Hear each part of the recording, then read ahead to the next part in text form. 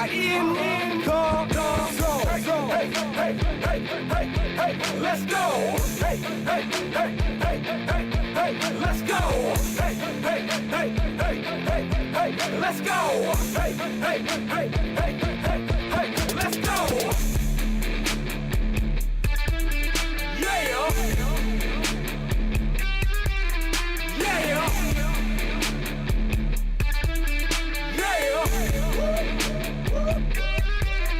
Should we start the show, Michael? You want to start the show? Let's get into the show. It's Tuesday edition of The Zone right here on Sports Radio 810 WHB. Jason Anderson with you, Sterling Holmes, Michael Darcy heading up until 2 o'clock.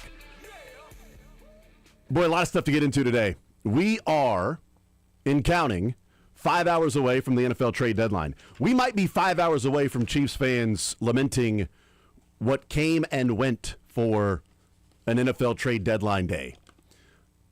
I'm guessing that's going to be what happens. We'll find out.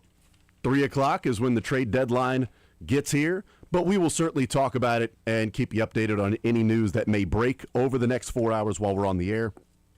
And then that final hour, it's just not the same as the baseball trade deadline, but it has become much more active than it was in years past. And I think part of that is, 2 years ago, we had these conversations with Field Yates a number of times, like, hey, when are they going to change the trade deadline date? Because it's way too early in the season. Like, trade deadline always was in October. And it was like, why are we having a trade deadline this early in the season when teams don't even know if they're buyers or sellers? Like, you go out and you're not going to spend a day one or day two draft pick, I should say, on a player if you're sort of middle of the pack. And you're not going to trade a player to get that if you're sort of, middle of the pack. But we get into week 9, and it's like, okay, you got a pretty good idea of where you are. And I think that's why we've seen more movement the last couple of years, and why I think we'll see more movement today, depending on what level of that movement it is. Jalen Phillips has already been traded. We know that. Logan Wilson to the Dallas Cowboys. We mentioned yesterday that Jerry Jones, Jera, had said on SiriusXM that he had already made a trade for a player, but wasn't going to say who the player was. And he was going to play immediately. Well, they played that night, so the ability to play immediately. Bad call. Yes, but Logan Wilson is a guy that that they traded for. There have been many rumors and names thrown out there. The Dolphins may be in complete fire sale. Jordan Schultz tweeted out that there's a holy crap trades potential today. Says, we'll see if any deals get done, but the two teams I'm watching today for a potential, quote, holy crap trade are the Seahawks and Broncos. Pretty Ricky, who we follow, and Ricky Scoops, tweeted 15 minutes ago and said, I believe the Broncos' holy crap move would be trading for Jalen Waddle. Wow. If that comes to fruition. If there is a holy crap move for the Broncos, he's saying that's for Jalen Waddle. So the Chiefs may be facing Jalen Waddle when they go to Denver a week from Sunday. We'll find out. Some of these things are like talked about throughout the day, but they don't materialize. Are the Broncos willing to give up a day 2 pick for Jalen Waddle? Or if the Dolphins are saying, no, we want a day 1, we want a first rounder for Jalen Waddle. Well, then the Broncos have to really decide, is Jalen Waddle going to be worth it? Is he a guy that's going to put you over the top over the next couple of years on your team? We'll find out. I think it's going to take a lot for a team to get Jalen Waddle out of Miami. But that's certainly, there are names out there. Bradley Chubb's been talked about. You and I have discussed Calais Campbell, that we would love the Chiefs to go and get Calais Campbell today. I would love Calais Campbell. We would absolutely welcome Calais Campbell here with open arms. We would be engulfed by his open arms if we hugged each other. I would say with arms wide open. That's right. Because Creed's on the team. Creed is on the team, yes, and he can help him get to the QB, or at least give him the path to the QB, or at least teach him the way, because other players on this Chiefs team, or maybe he'll actually be able to teach them the way, the path to the quarterback for the other team. I do think we see more trades in my theory, which is my opinion, but I think it's a theorem. We haven't quite had a chance, long enough sample size to make this work yet. It's a theorem. It's a theorian. GMs are getting younger. GMs I like the theory. Are people who've grown up playing Madden. Yep, I like it. And I know it seems silly to say a video game could actually have some impact on what GMs do, but I think it does. because a lot of these GMs grew up playing Madden and these video games, and you make all these trades. And what would we say 15 years ago? Well, yeah, it's a trade you make, but that's all a trade you only make in Madden. You're not making that in real life. Well, now all these people grew up with that, and these are moves they have made. I do think that Madden has subconsciously or consciously had a larger impact on the NFL than maybe people want to give it credit and credence for. And I think GMs being younger and growing up with it and trading on Madden is a larger reason why we are seeing trades currently explode. Again, not Major League Baseball, but more so in the NFL. I love the theory. Absolutely. Theorem. It's still a theorem. No, I think it's right, though.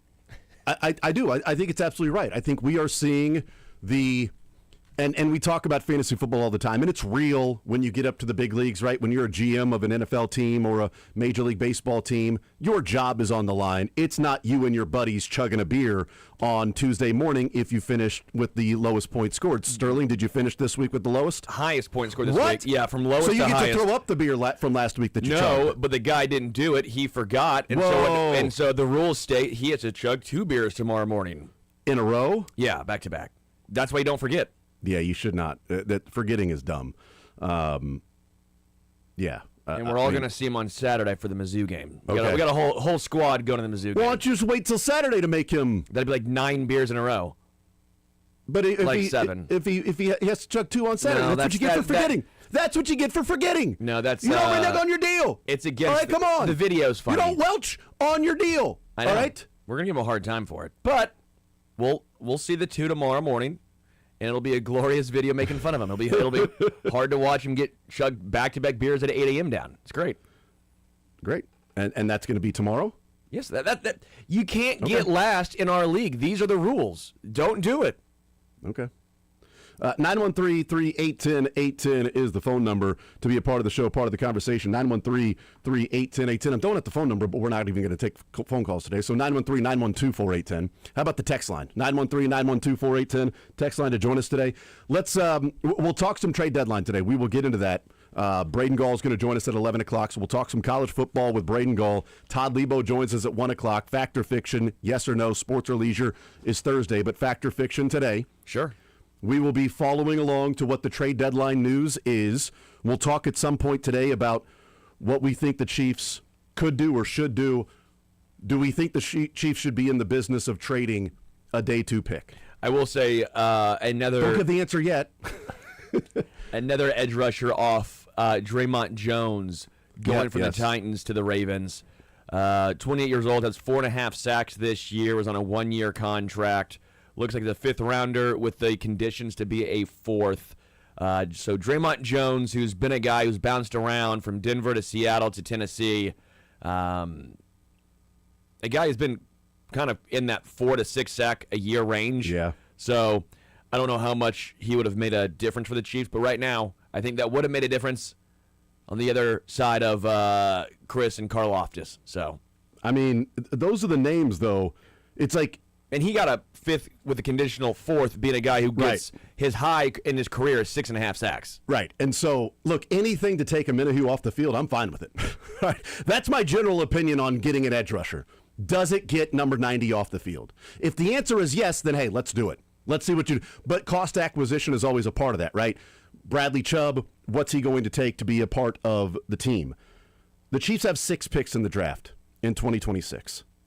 They do not have a 6th and a 7th, but they will have 2 5th-rounders. The comp formula is going to give the Chiefs a 5th-rounder for Justin Reed. So they will have 1st round, 2nd round, 3rd round, 4th round, 5th round, and then a comp pick at the end of the 5th round. They don't have a 6th-rounder because of Joshua Uche. They don't have a 7th-rounder because of Peyton Hendershot. And that was a conditional pick, and he had to be on the 53-man roster for 6 games and active on game day for 4. Doesn't matter how many that was. He was active on 7, on game day for 7 of them. So if he would have been active for only 3 games, the Chiefs would not have given up a draft pick. That was the condition for that 7th rounder. Instead, he was, so they've given up a 7th rounder for him and Uche a 6th rounder. They'll get a 5th rounder back for Justin Reed. So they have 6 picks. They've got some replenishing to do. Okay? The positive about what took place in this draft, and we'll see moving forward the rest of the way, Josh Simmons returning yesterday was the first step of getting to what we'll see the rest of the way. But if it turns out to be what it was looking like heading in to him leaving the team, then I would say the Chiefs have found their left tackle, which means they don't have to go into a draft in an offseason looking for left tackle. The issue I'd say is you can say, okay, they can focus on edge rusher. Well, they have. Or defensive tackle. In the Defensive first round. tackle's I'm talking been about in the different. first round. They have. Well, I mean, Early-ish. FAU is a first rounder. Yeah, I know. And so is Karlaftis, but that's sort of the pool. And Karlaftis has hit. Right, but that's the pool you're swimming in the last part of the first round with defensive ends and edge rushers where... But not every single great edge rusher is a first rounder. The better odds are... I'm not asking for Myles Garrett here. I'm asking for, can you get a competent edge rusher? Benito went right after Brian Cook. I mean... Sure. Again, that's so did James Cook. Or, no, was Benito Brian Cook, or was that Creed Humphrey or Nick Bolton?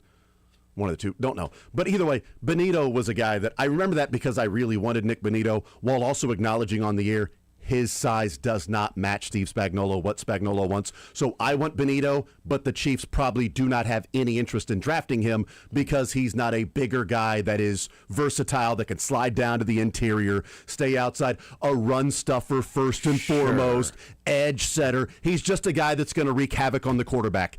Heaven forbid you get that guy in Kansas City. You don't want a guy that's just going to wreak havoc on the quarterback because he needs to set the edge first. At least the rest of the draft was good. I mean, the draft was good overall for KC, so it's tough to... Right now, their first and second rounder isn't on the field for this draft this year. First and second rounder hasn't been playing the last. I was talking about the one with... I see what you're saying. With Creed and that was a good draft. Noel Gelati is a rookie that's playing more.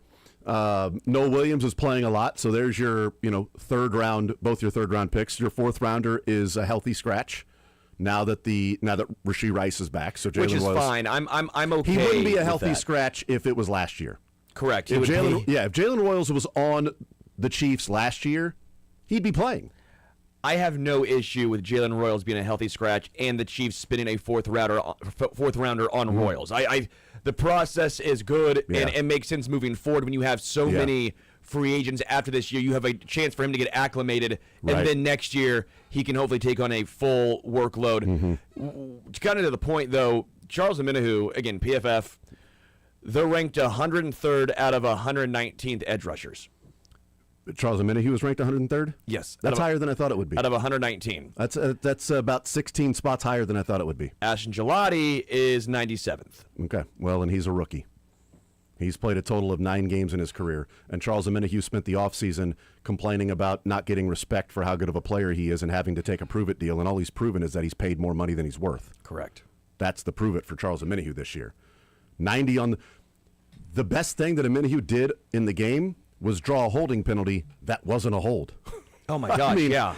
I'm watching and I'm like, get 90 off the field and through the flag. I'm like, oh, okay, well, I guess he was held. And then they show it again. I'm like, well, you got one. So that helps. Doesn't help the narrative out there with the flags and everything. But that's the best he's done in that game against the Bills. Like, he's not a guy that's going to win one-on-one. In fact, you saw him on his backside a few times in the game. Like, that's... Whatever. Anything that gets 90 off the field is an improvement. But what is it going to take? The Chiefs may be more in the business of a 2027 draft pick than a 2026 draft pick. I guess for me, and this kind of goes to the trade deadline, and I just wonder, I think it's going to be kind of split here. There's one position that the Chiefs have not drafted well at. It's been edge rusher. Like, consistently speaking. Karlaftis, was a hit. But we can talk about they don't have high first-rounders. But again, I'm not asking for Myles Garrett or Micah Parsons here. I'm asking for competence. I'm asking for... FAU's a bad one. It's rough. Nick Herbig, right? I'm asking for a fourth-rounder who turns into a really good player. That's more or less what I'm asking for here. And when it comes down to asking for a lot, though, for a fourth rounder to turn into a good edge rusher. And again, I'm saying, can you get in the second round? Yeah. Can you get that at the back end of the first? Because right now you have FAU. You do have Breland Speaks, who is a second rounder. You have Tano Passanio. You have who was the other second rounder that was the third rounder? Not Tano Pastor, the other guy that they brought in that was In the draft pick? Developmental guy.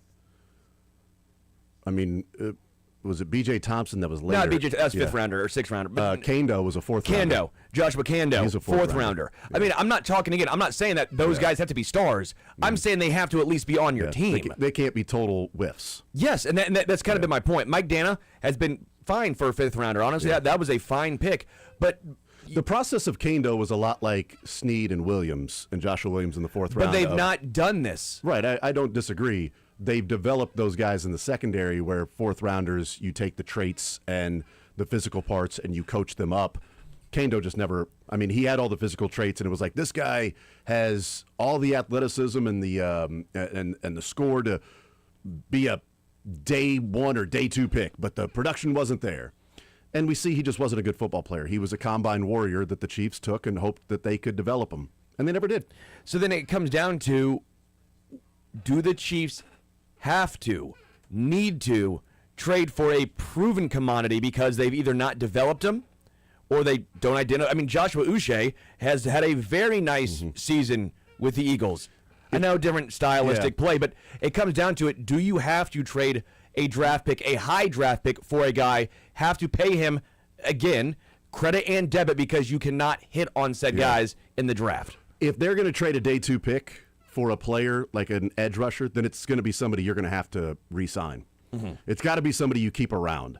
Like Jalen Phillips is going to stay in Philadelphia. There's no way you give up that draft pick and then for a rental player.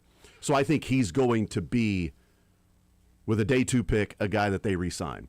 For the Chiefs, you either give up a day two pick for an edge that you think you're going to re-sign, or you package that day two pick with your first to go and get one in the draft.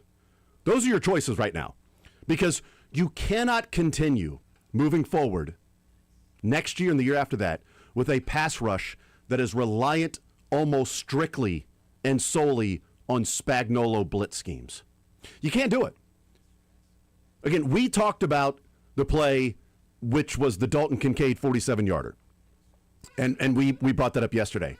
Reading, Seth Kaiser last night, Chief in the North, thought it was interesting that he had a GIF of that play as well, that he was talking about the pass rush. And it's what we were discussing. We were talking about Chris Jones, and I had said that, you had three guys with one-on-one. Chris Jones was double-teamed by the left guard and the left tackle. Nick Bolton was taken by the center.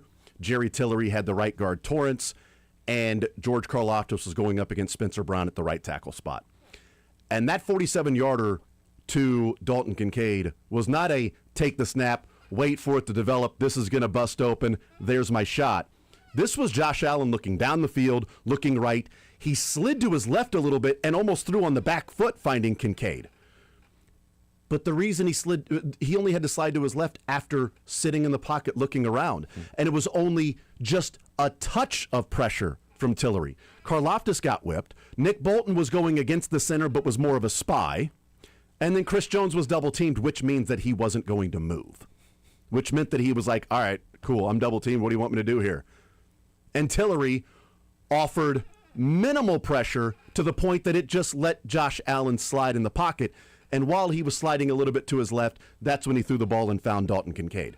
He pointed that out as well. You cannot survive this year as a defense if you are not pressuring the quarterback without having to blitz and the different schemes that are there that Spags does.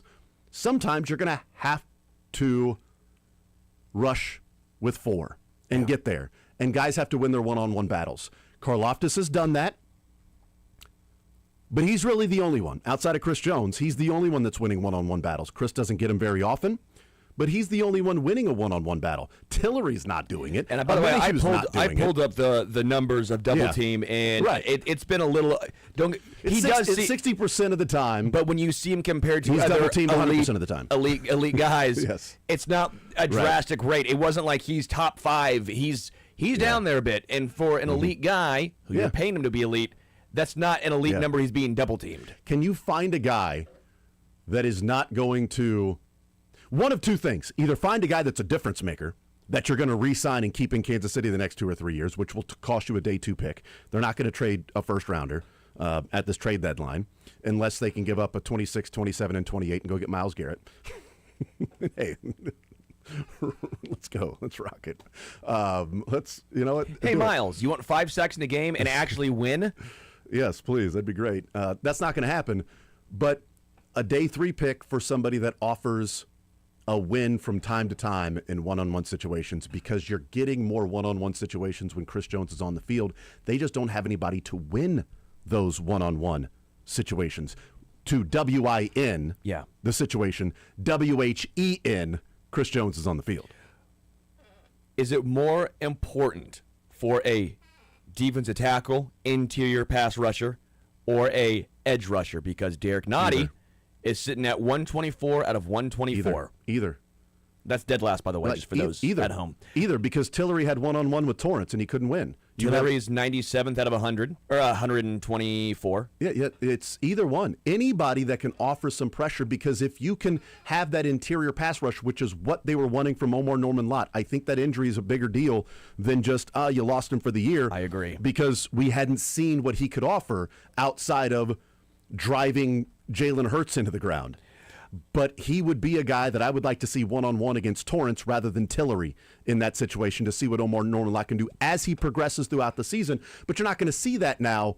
They need help wherever, interior or on the edge, somewhere that can offer a one-on-one win, even if it's every once in a while, because they're getting nothing from a Minihue or Tillery or Noddy or Pinnell.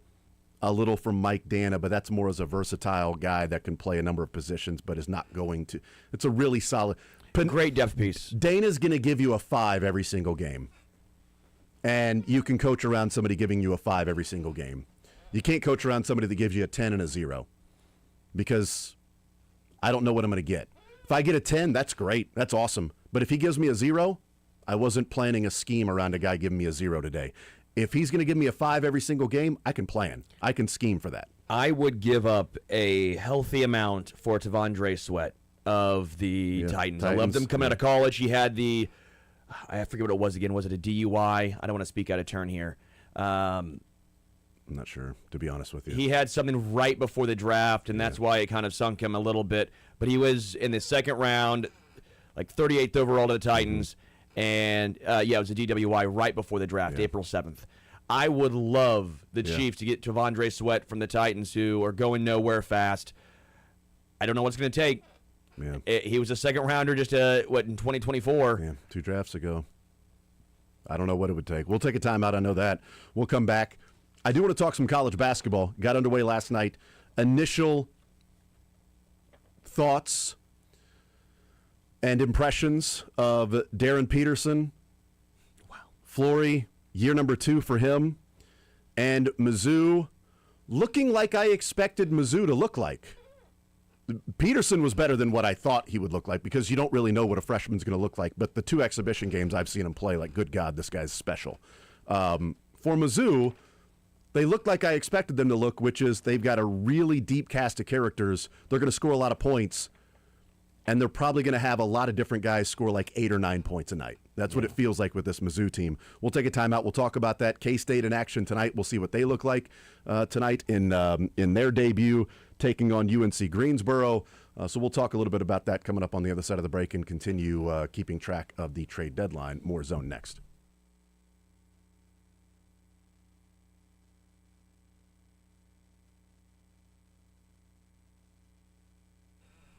So I want Tavondre Sweat to be a Chief, but I want you to sweat. Yeah, I want you to sweat, and it's a good type of sweat, because Missouri, get ready, FanDuel, America's #1 sportsbook, is coming soon, which means you can sweat on all the lines. It makes football that much better. And starting December 1st, new customers in Missouri can get up to $300 in bonus bets when you make your first $5 bet. From touchdowns to home runs to three-pointers, with FanDuel, any play can be the play of the game. Plus, with live betting, you can even get in on the action after the game has already started, all on an app that's safe, secure, and super easy to use.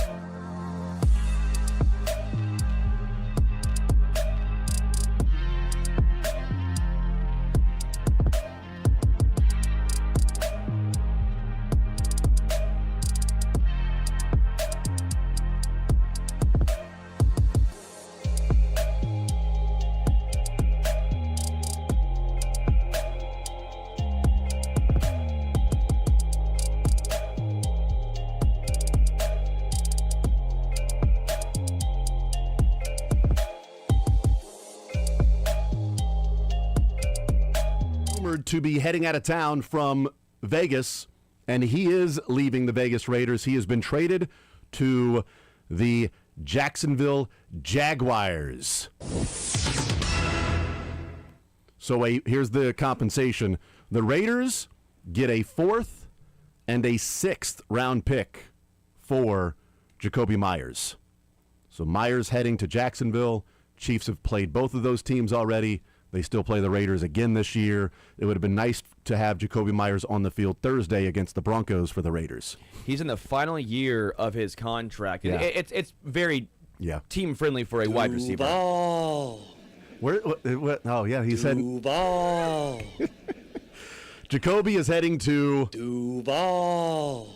4th and a 6th. But go ahead, you were talking about the final year of his contract for Jacoby Myers. People were connecting him to the Patriots, which he was there already. I have no idea what that would look like for him in a Patriots uniform. Maybe crazy. If Yeah. someone has Photoshop, maybe. Yeah, that's a lot of work. He is a really underrated, I think, player, and I actually think he fits Duval very well because they need that possession receiver because Brian Thomas is not that guy. Yeah. He's a very good player, talented player, but a lot of drops. You know, you look at Travis Hunter, great player, but they don't really use him like that. It's funny, they had Christian Kirk. That's almost who they needed on this current team. They needed that third down guy, the almost slot receiver to make those plays. And I do think they're sitting at 5-4. You might be sitting here going, well, why are they bringing in that? They're 5-4. They're currently in the playoffs, and they needed a third down slot receiver to make some plays with sure hands. Jacoby Myers is that guy. It does feel like a lot to give up. Maybe they re-sign him, maybe not, but Well, I mean, were they getting from Travis Hunter what they thought they were going to get from Travis Hunter offensively? He's still going to miss the next 3 games because he's on IR. So he's got 3 more games he'll miss, but I just wonder, you trade for Jacoby Myers because what you thought you were going to have with Travis Hunter coupled with Brian Thomas Jr. has not materialized yet, and the 3 games Travis Hunter is still going to miss. Yeah. You're fighting for a playoff spot, and can you wait 3 more weeks to have somebody out there? I can't imagine a 4th and a 6th for Jacoby Myers rental player. I'm guessing it's going to be Brian Thomas, Jacoby Myers, and Travis Hunter next year as their wide receivers. Well, and they traded up a lot to get Travis Hunter from the Browns, right? That was the big trade. I mean, that's a lot of draft capital. Yeah, they spent a lot. They're going in for a wide receiver because they spent a first rounder on Brian Thomas. They spent that number 3 pick and the trades for Travis Hunter, or number 2, whatever it was, for Travis Hunter, and now a 4th and a 6th for Jacoby Myers. That's just a lot to give up, and you got to resign Jacoby. I think he's not going to be anything ridiculous monetarily speaking, but he's a good player. And you're right with Travis Hunter. That was my concern all along is where do you use him? Everyone kept saying he's a generational player. I'm like, I think what he's done is very unique, but I don't know if that makes him an elite player on either side of the ball. I said from the get-go I'd probably use him as a cornerback. Because full-time corner, package player, wide receiver. Yeah, that's what I would have done, and they have not really used him that way. It's been almost the opposite. I'm glad he had his best game of the season, though, against the Chiefs. That was it's awesome. always great. It was really cool how they great did that. to see. Yeah. But, Raiders fire sale looks like out there, and who knows how long Pete Carroll and Geno Smith are going to maintain. Would you trade the next 5 years of first-round picks for Myles Garrett? No. You just maybe. I mean, I don't know. That's hilarious. You exchange the money that you would be trading. 3 for sure. 3. I think you exchange the money you'd be giving to Jawan Taylor and Chris Jones eventually to Myles Garrett. I think the answer would be over under 3.5. Because I think 3, I'm saying yes for sure. I think 4 is when you start getting into, because what if an injury happens or just something freak, and then I mean, the Rams traded all the Rams were like, bleep those picks. And it's worked for them. But they've also made really good use of the picks that they had, which is a big part of that, right? They have not really missed. Yeah. It helps me have a Puka Nacua situation, which is a guy they too. did not miss on. Which is, and Matt Stafford still playing at a high level, and the defense somehow getting better or more well-rounded even without the draft. I mean, the Rams have done a great job very sneakily because they could have gone back to the cellar quick, and they have not. Yeah. The Jags entered today with 13 draft picks. They now have 11 draft picks left. Chiefs have a total of 6 draft picks. So Jags still, after this trade, have almost double the amount of picks that the Chiefs have. So we'll see if anything comes to fruition with that and any other moves. I do want to talk some college basketball here because it opened up last night and get into a little bit about college basketball. KU has a phenomenal 1-2 punch. And I know it's early. They've only played together for a couple of exhibition games, or one exhibition and then the game last night. Not an exhibition. It counted, but, Wisconsin, Green Bay, Doug Gottlieb, the chant of the shorts was great, at Allen Fieldhouse with Doug Gottlieb. That was pretty cool and fun. Flory didn't play well the first exhibition. Darren Peterson was awesome against Louisville. Peterson didn't play the second exhibition.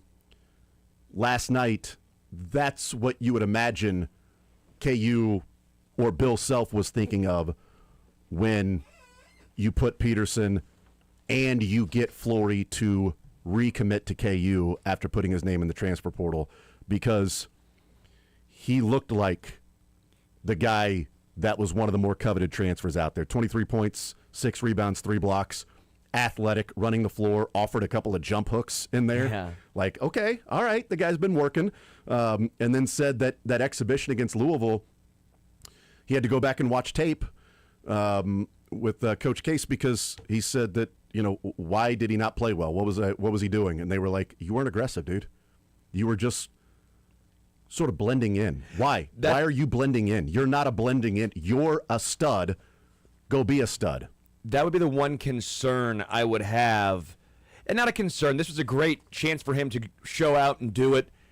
You need to see him do it against higher competition, because Friday's a big chance. Yeah. You got Friday in Chapel Hill. To me, what Darren Peterson did transfers no matter the competition. Yeah. And it's because he did it against Louisville too, on the road. And again, doing it in Louisville, but also a little unfair, but when you're a guard and you are hitting jump shots and you're doing that translates to me. When you can you can control the game. Yeah. I think that can translate. When you're a big guy and you dominate against lower level competition, I'm less impressed. And I get it. I'm a guard, so I'm gonna feel. I'm sorry, big guys. I'm not trying to take a shot at you. I hate big men. You are a 5-out, no in. I am.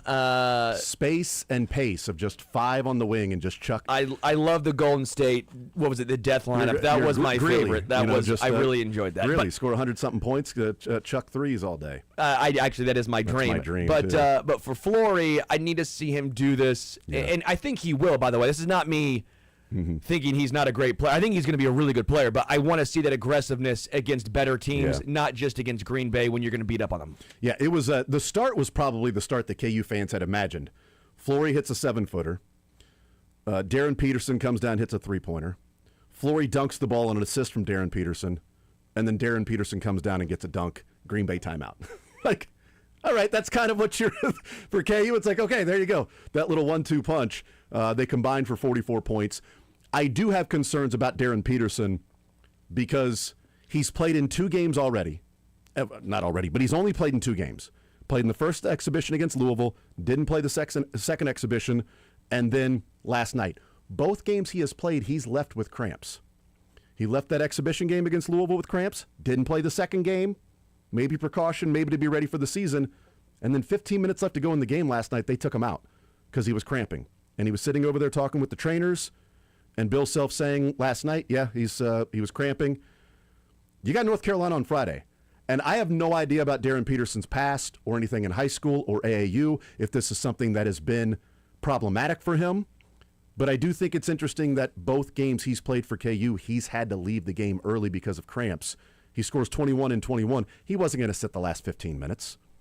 But he did, whether that's out of precaution or he just couldn't play, because he was over there with the trainer. It wasn't like, cramping a little bit, you're good, go sit down, and we'll see you on Friday against North Carolina. And Bill Self said after the game, try to get him some practice the next couple of days and get ready for North Carolina. But it's 2 for 2. Bananas, baby. You got to go. He went bananas when he's been out there. He just needs to eat more, apparently.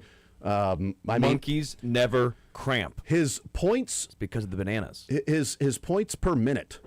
I mean, his points per 40 minutes, it's phenomenal. But, 21 points, 21 minutes, 18 points in the first half, and an easy Easy 21 points for Darren Peterson. He looks smooth. And one other thing, and we'll take a break and we'll talk a little Mizzou, and then we'll get into Braden Gall, keep track of all the stuff going on in college football or in the trade deadline. When we were at the Big 12 Media Days, when we talked with Trey White, and I said, who's the player KU fans should get to know that isn't getting talked about right now? And he said Cole Rosario. And there was one moment in the first half last night, and I don't know if anybody else noticed it, but they're coming down on a fast break, or it's not a fast break, but it's a transition opportunity. And they kick it ahead to Rosario on the right wing, who immediately pulls up and buries the three. Bill Self was sitting down. He got up and fist pumped. And I'm like, I don't know the last time I saw Bill Self get up out of his seat and fist pump for a play on the court with with his team, especially in a game like that where you're up by 20, right? You're dominating the game, and he just jumped. And it has to me, I'm thinking that's what he would like to see, is like get out, transition, and Rosario to maybe be a confident shooter and be a guy that Trey White apparently is saying, you guys should get to know this guy because in practice, he's a damn good player. And maybe Bill Self is wanting him to realize he's a damn good player. So be aggressive, pull up, knock it down. Yes, that's what I'm talking about. Green Bay timeout, come over here, let's have some fun. That stood out to me, that of all the plays last night, to get Bill Self out of his seat to fist pump was a kick-ahead, pull-up jumper from Rosario, a freshman. If he can hit threes, this is going to be the best constructed KU team in a while, and at least in a few years. Probably because since the championship in 22? I mean, because they've had some issues in NIL. A few years, I know that's, but they've had some issues the in last NIL. two. Yeah, they've had some issues there in construction. And outside of Darren Peterson and I guess Flory, a lot of it is names that you wouldn't necessarily know. Mm-hmm. Yeah, I mean, they're new names. El Marco played a little bit, but only took one shot last night, so that's interesting, how he's going to find his way being around a couple of years, but obviously with the injury. We'll take a timeout. We'll come back. We'll talk a little bit about Mizzou. We'll talk with Braden Gall. Boy, the coaching carousel could be heating up quickly. What's going on there? We'll talk about that. Todd Lebo joins us in the 1 o'clock hour. We keep up with the trade deadline. Power rankings have been crazy, and go through all. We're going to look at some of the different teams, and if it was arrogance for the Chiefs on Sunday. We'll get into what I mean by that. More Zone coming up next.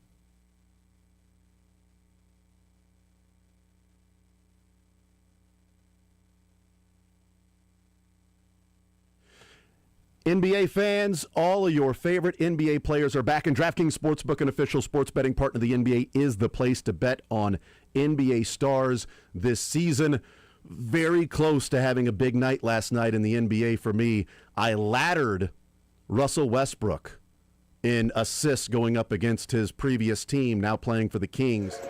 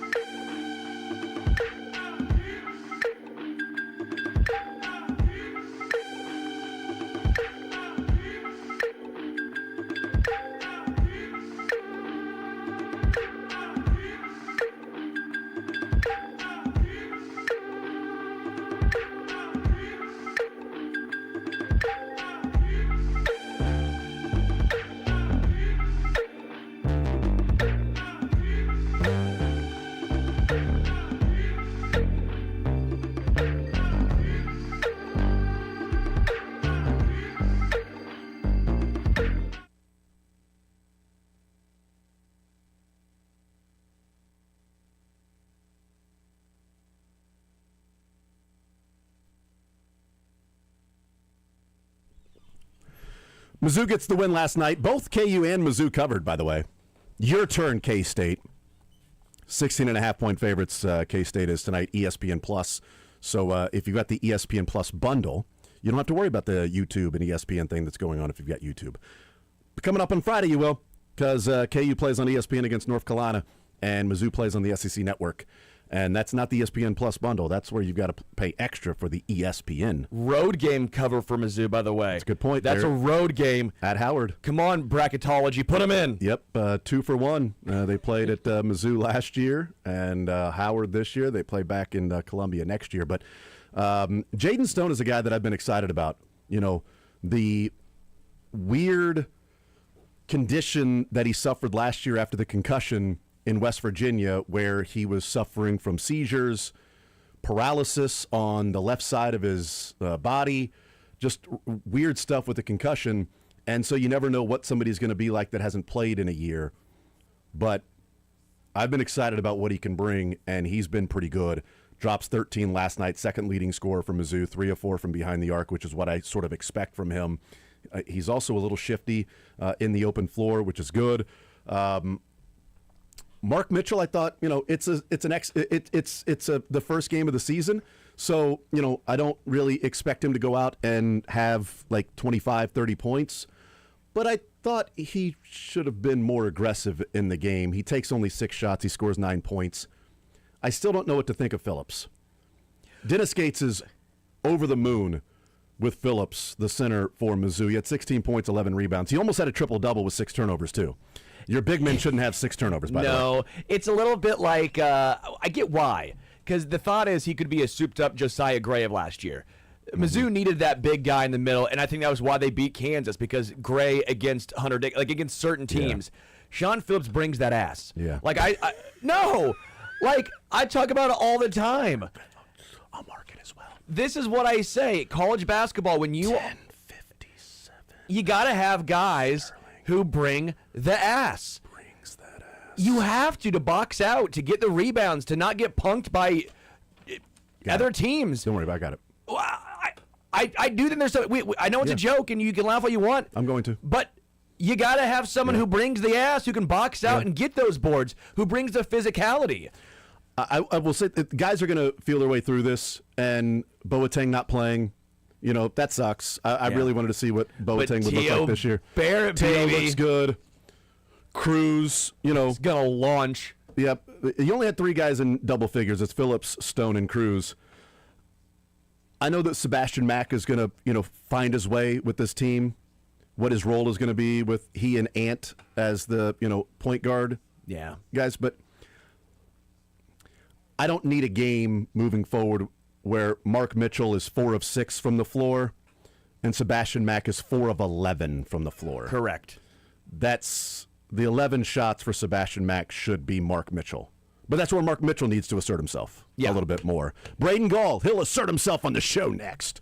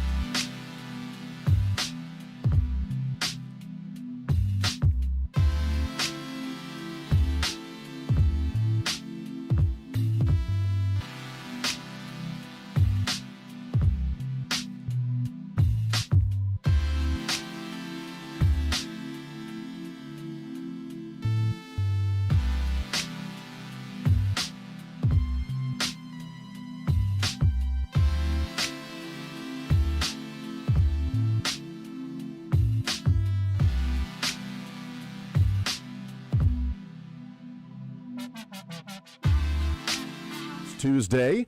What's up, brother? How you doing, man? How are you? I am doing just fine. So, did the season end the way that you would have liked it to end with the end of season tournaments on the soccer pitch, or disappointment? Look forward to next year. No.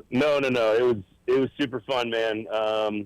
You got kids, I got kids. Yes. They play sports, and the thing that makes watching them do the thing, like obviously I'm a huge sports guy. You've made your career in this as well. You don't want to push them into that if they don't want to do it, but because my kids they love this stuff as much as I do and aren't terrible at it, it's like the most joyful thing I can ever experience is watching my little one play striker and my big one, play center back, and they just they had a field day at their first real tournaments these last 2 weekends. They got to 3 out of 3 championship games, won one, lost another one in devastating fashion. Maybe the refs should have called that real tall girl offsides. They didn't. She was though. She was absolutely offsides. No, I have the footage. The footage has been reviewed. They didn't go to VAR? Well, it's real hard to get the video camera that's like AI tracking the action off your phone, like to the referee who's like 17 in quick order. It's hard to do that. Ridiculous. But no. It's the championship doesn't really matter all that much. But the way they competed, learning that oh, hey, this is a championship game. There's a medal on the line here. We just gave up 3 goals and now we're losing. We need to figure this out. Like actually seeing their brains figure that out in real time was super, super cool. So It was awesome. It was amazing. But it means that I was on a youth soccer field. I'm not even kidding, dude. 39 hours total, including driving, in the last 2 weekends. I'm not sure there are any other hours left in the weekend. Yeah, that's it. So while you were doing that, and luckily it would have been great if 2 weekends ago that was my weekend with our final baseball tournament. So nothing this past weekend, but as a YouTube TV subscriber, it was like, well, I mean, luckily for me, I got KU on ESPN Plus, and I got K-State on Fox. We're good, and Missouri on a bye. It's true. My girls were asking, like, can we watch the Tennessee game? I was like, nope. And they're like, why, Dad? I was like, no, it's not a rule for Dad. I'm just saying we physically can't do it. We're not capable of watching the Tennessee game. As it turns out, you guys are both playing in soccer matches. And at one point, this past Saturday, the older team started their match at 6 p.m., so it's dark out. It's like 49 degrees, and it is raining. And I'll give them a ton of credit. They had 1 sub, and so they played every minute in the rain, in the cold. And I was just, while the parents are drinking, hot chocolate, standing under a tent with jackets on and stuff, complaining about everything. They're out there just totally being in it all. And oh, by the way, couldn't watch any college football on ABC or ESPN anyway. So yeah, there you go. Right. I mean, this would have been a great weekend for us to have our final fall tournament. Braden Gall, 440 Sports, ESPN Radio, Athlon Sports. K-State loses to Texas Tech. It was a closer game than what the final score was. It's unfortunate for K-State, an opportunity there to sort of be in the Big 12 hunt. That's not the case. KU takes care of Oklahoma State.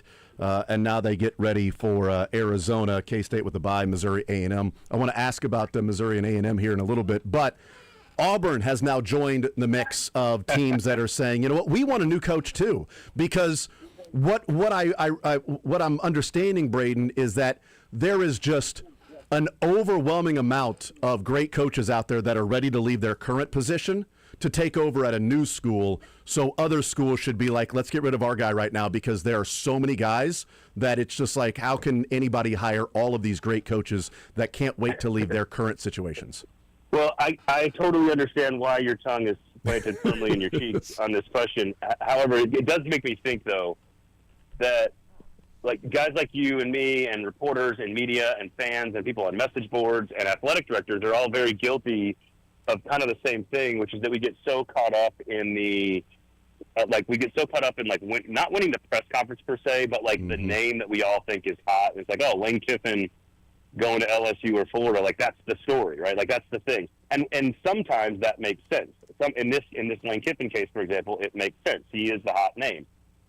John Summerall is the hot name, and he will be an excellent hire, depending on who does or doesn't want him. I don't think LSU does. I think Auburn would be foolish not to hire him.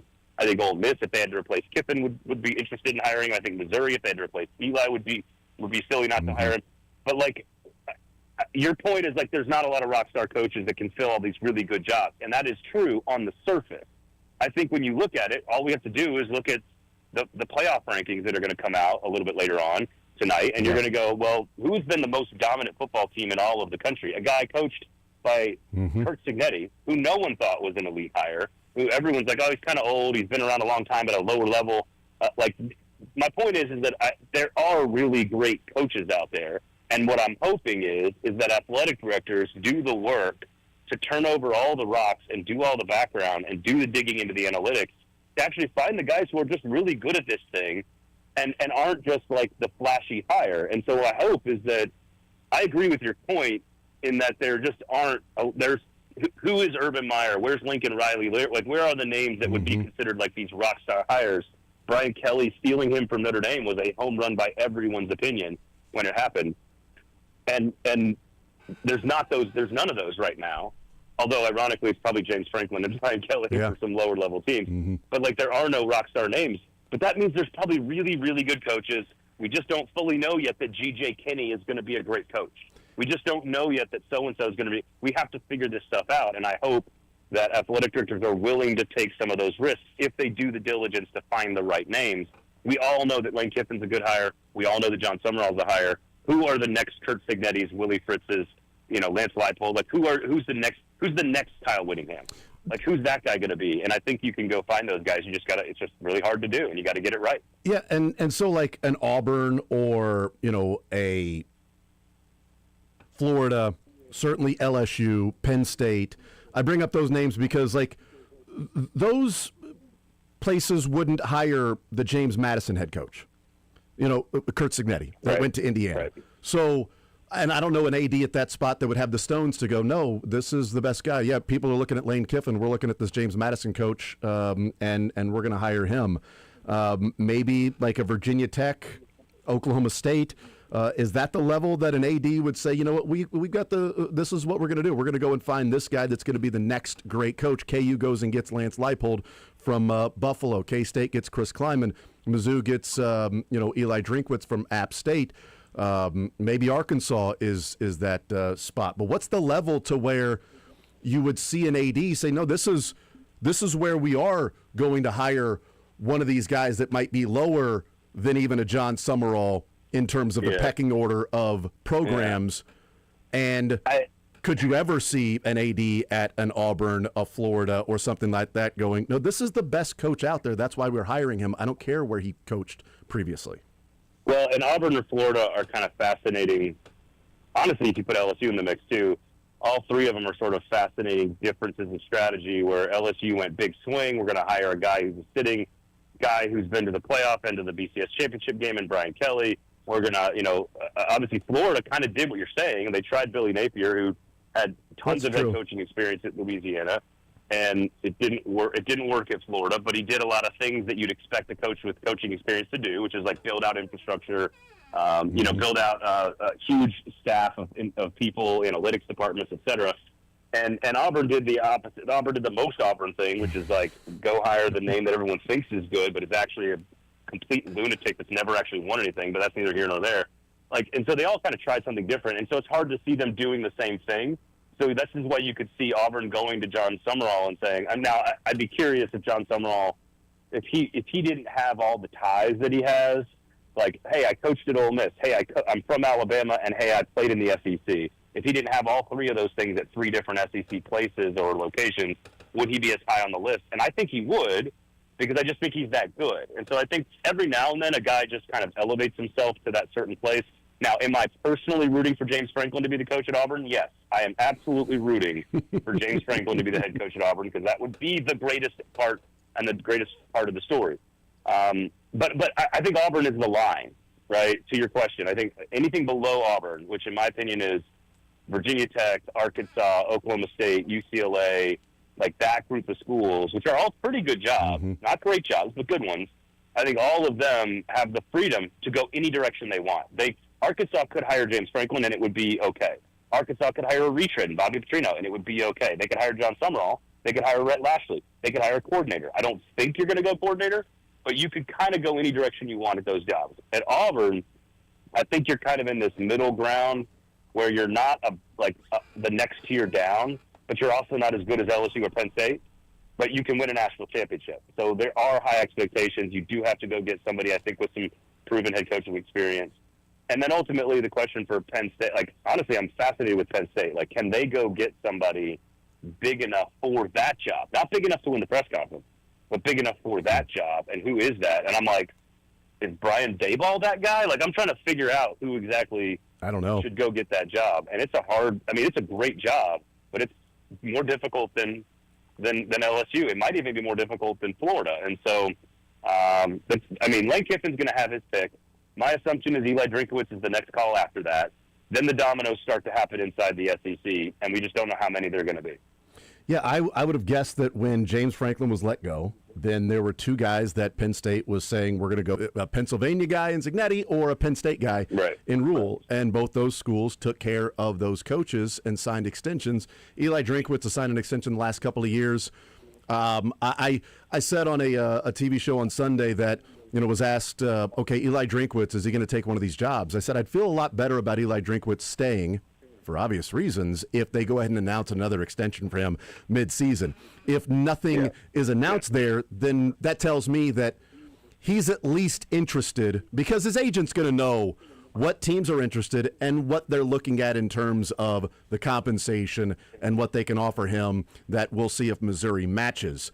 If he signs an extension right now, it means that he probably wasn't getting what he wanted, and Missouri is either going to match or he's comfortable, and they just take care of it right now. The longer it goes without an extension with all the jobs open, the more I think that Eli is at least listening to some of these schools. Well, and honestly, I don't think fans should ever be hurt that their coaches are listening, because that's the job of every human, is to listen to every offer that comes their way. That's just our job as parents, as people in America, as people that have bills to pay, et cetera.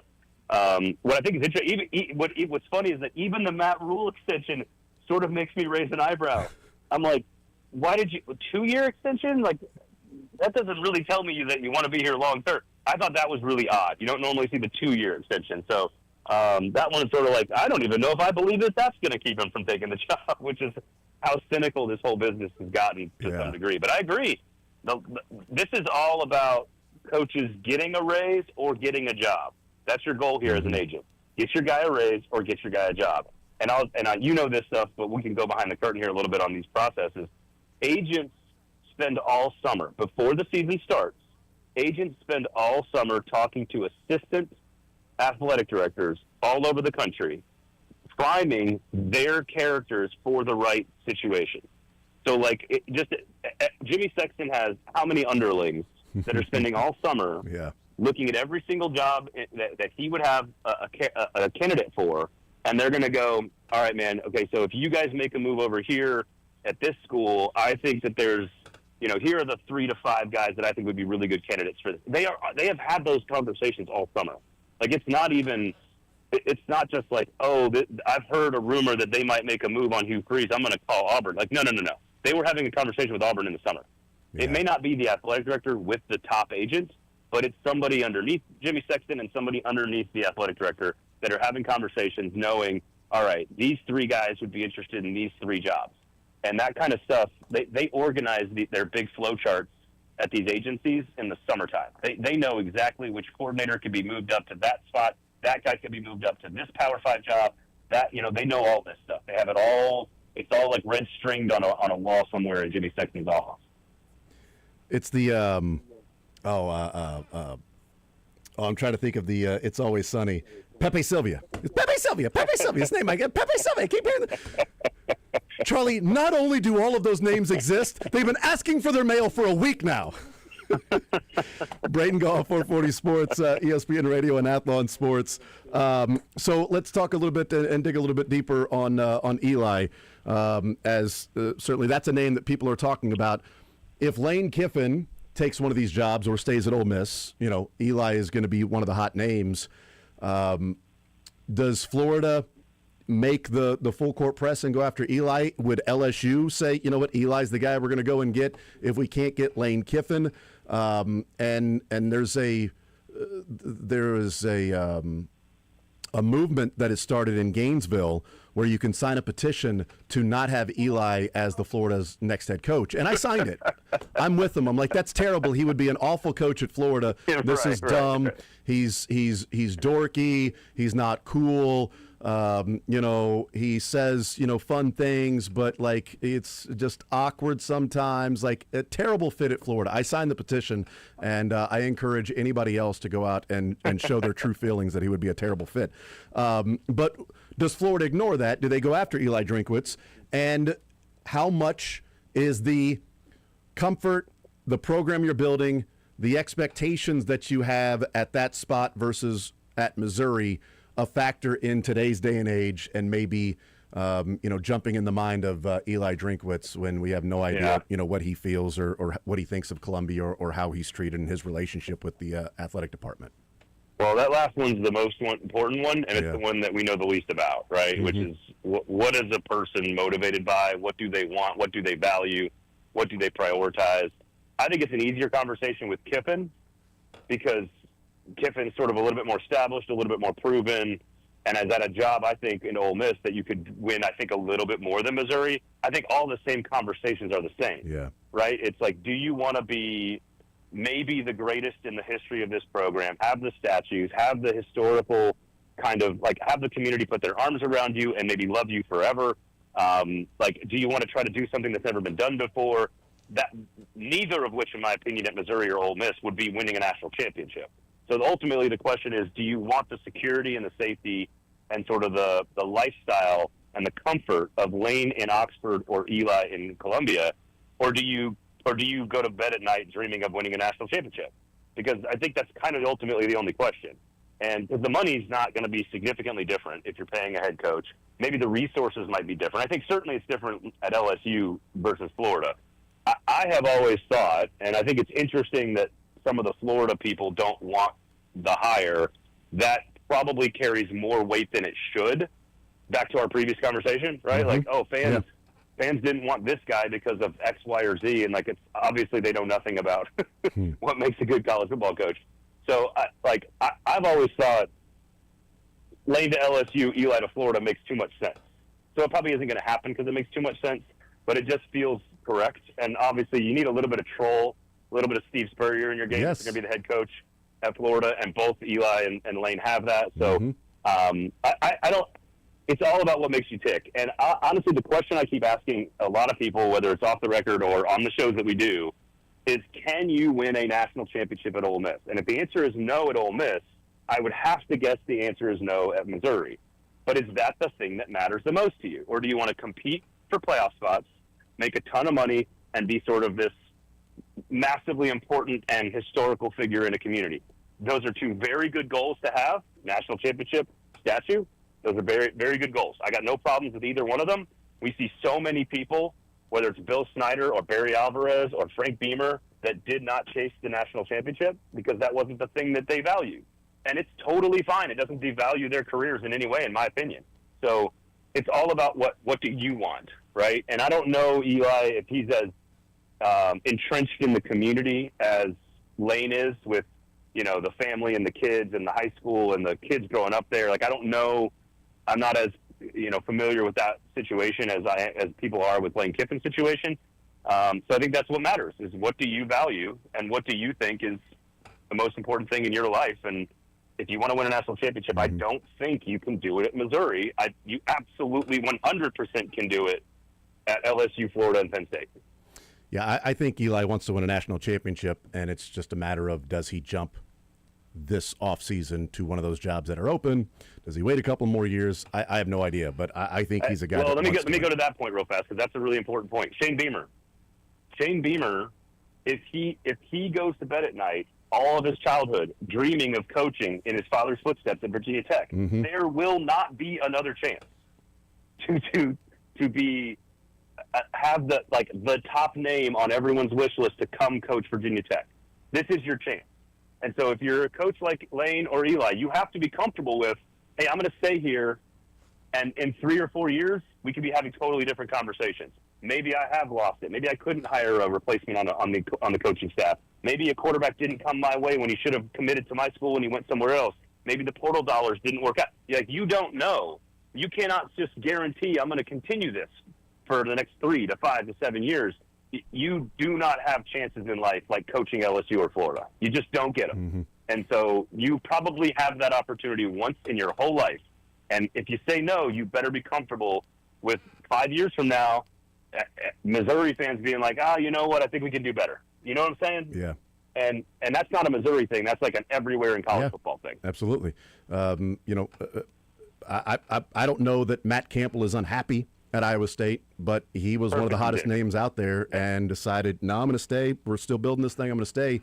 And now he's not really ever talked. Like, his name is not brought up when we're talking about Florida or LSU or Penn State or some of these jobs. Like, he would have been, a number of years ago, he'd have been the first name brought up, Kentucky. Yeah. I would hire him in Kentucky in 2 seconds. Yeah. They want John Summerall, former Kentucky player. So they'll be the third job in the SEC that he would to try to go get John Summerall. Exactly. That he has ties to. Right. That's a good point. Yeah. And it would take you played here, alumni, alma mater, to take that job over a couple of others, and you're right. That's not going to work. Not when Auburn is the one at your doorstep. Yes. Or Ole Miss, for that matter. Is LSU a worse job than it was the day they fired Brian Kelly now? Oh, because of the governor? The governor and the AD. I don't know. I don't know. The search I being board of directors or whatever. I think a lot of us can make a lot of that stuff, because it looks so absurd to be doing a press conference about children going hungry and to turn it into a personal vendetta against an athletic director who didn't let you hire what was it, like a baseball coach or whatever? Yeah. No, as basketball coach, they wanted to rehire Will Wade. That's right, rehire Will Wade. That's right, I forgot.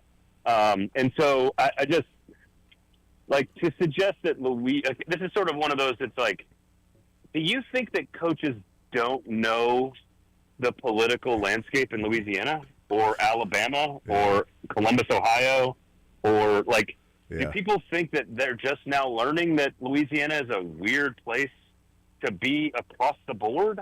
I don't think people are just learning this. I think people in this business know this stuff. Mm-hmm. And is this one particular governor a little bit outlandish? Maybe, but every single governor in the history of Louisiana has been inextricably linked to Louisiana State football. And so this is not new. Yeah. So I see LSU as the clear best job in this list. And no, I think there's a lot of people making, if you're a rock star coach and you want to go to LSU and they're offering you the job, that other stuff doesn't matter to me.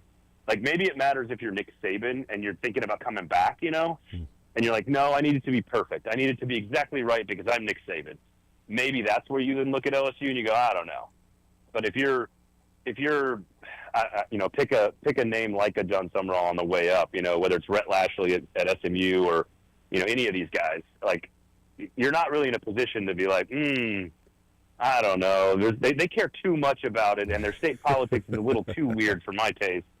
That's going to bother me when I'm trying to game plan against, Alabama's defense. I don't think that's a factor as much as people think it is. It's again, I think it's a factor if Nick Saban was seriously considering returning, or Urban Meyer, or one of these guys at the top of the list. If they were considering it, that would be a factor that I think would be considered. I don't think it's a factor for 99% of any other candidates. I think it's interesting when you bring up the political part of it because, that's actually something in the feather in the cap of Mizzou for Eli Drinkwitz, and that the state has gone out of its way multiple times to pass legislation that benefits the Missouri Tigers and NIL and the new age college football. One of the first states to say, high school kids in the state of Missouri that choose to go to a state school, Mizzou, can then receive NIL dollars in high school, and that was Eli and the athletic department that was lobbying for that. And the Missouri, they passed that. They've done other things. I am curious. I'm curious how long that goes. Mm-hmm. Not in Missouri. I just mean in general. Yeah. How long the 50 states with 50 sets of rules. Yeah. How long that goes. It probably won't change until there's a unified governing body. Mm-hmm. But I think we're getting closer to a unified governing body every week, every month, every year. So I do have a feeling that I would say capitalize on all that now, mm-hmm. which is, again, another reason why, right now is a great time to be the Missouri head coach. Right now is a great time to be the Ole Miss head coach.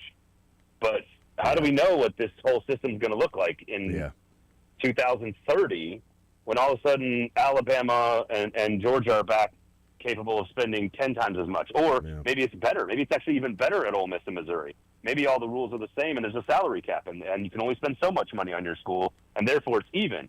And what does that do to the competitive balance of recruiting? So I just don't think we know. Yeah. And I lean on history. I lean on two things. I lean on access to players and how unlimited are your resources. If you have unlimited resources and a 6-hour radius with lots of players, those are the programs that have won every national championship, most every national championship since integration, minus like one BYU, like one Colorado, one Georgia Tech, and one Washington. Outside of those, and 2 of those were split, basically. Outside of those, it's been the same like 15 to 18 schools that have won every single championship for those exact reasons. I will stick with that as an indicator of future success for now. Yeah. Braden Gall, 440 Sports, ESPN Radio, Athlon Sports, and we'll see what happens moving forward, and certainly there's better access to players in Florida, but maybe compared to Ole Miss, the state of Missouri with St. Louis and Kansas City and the athletes that they are able to put out, and a number of those that are staying at Mizzou, certainly helps at least on that side of the pro and con for taking a different job. We'll see what ends up happening. Braden, you're the man. Appreciate it, brother. Enjoy the football that is not on the Disney family of networks this weekend, and we'll talk next week. I love it when rich people fight, and it's great. Those of us on the ground are the ones who get hurt. We always benefit from it. It always Exactly gets to right. us to where we are better for it. See America. Appreciate you, brother. All right, man. Be good. All right, you too. It's Braden Gall. Great stuff as always from him. 440 Sports Podcast Network. Go check that out. Great podcast, whether that's SEC and many other different sports podcasts that are there. ESPN Radio, Athlon Sports, Soccer Dad / Coach, and hater of big media fighting with big media. As we all are, because we're going to benefit from it. Like the YouTube and the Disney going back and forth, we're all going to benefit from it because it's going to be cheaper. It won't be. But Friday night, KU's on ESPN against North Carolina. Mizzou's on that SEC network. And then on Saturday, it's Mizzou and A&M. Now, you can go and get yourself some bunny ears. If you've got YouTube and you don't pay the $30 a month for the ESPN bundle outside of the ESPN Plus, go grab yourself an antenna from the store. Few bucks. You got yourself ABC. You're going to have to set the VCR, though, to record so that you can rewind and watch it again and all that stuff. We'll take a time out, come back, continue rolling more zone next.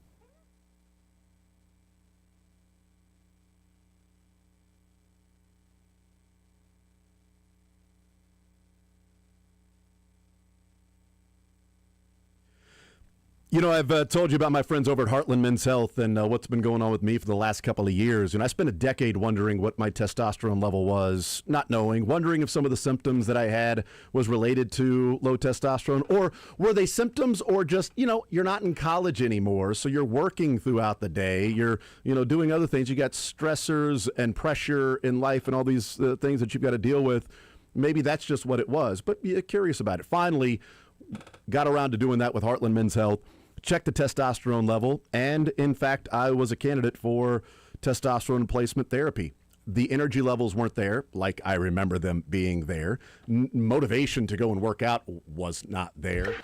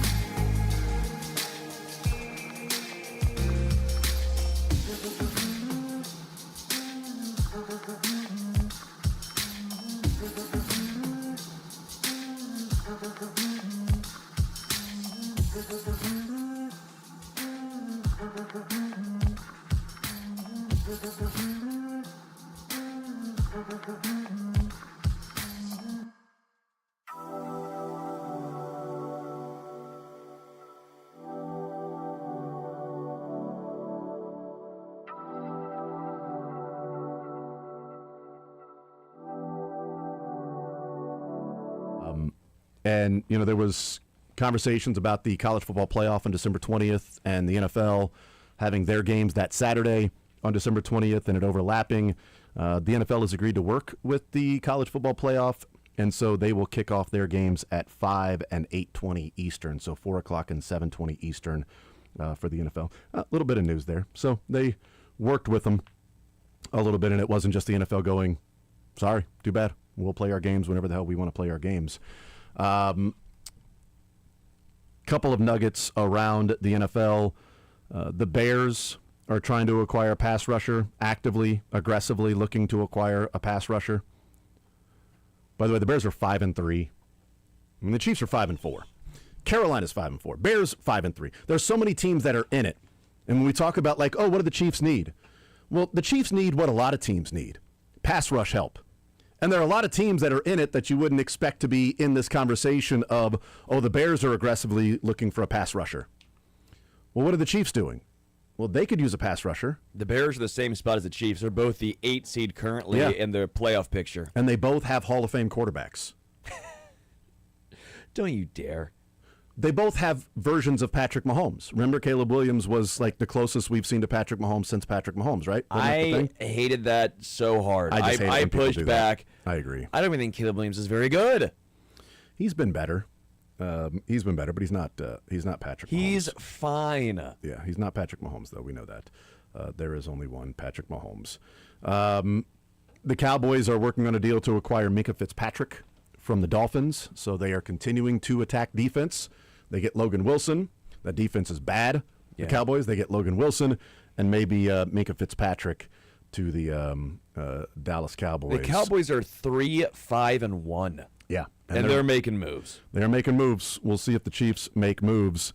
The NFL or the college football coaching carousel, we'll see if how many moves are going to be made.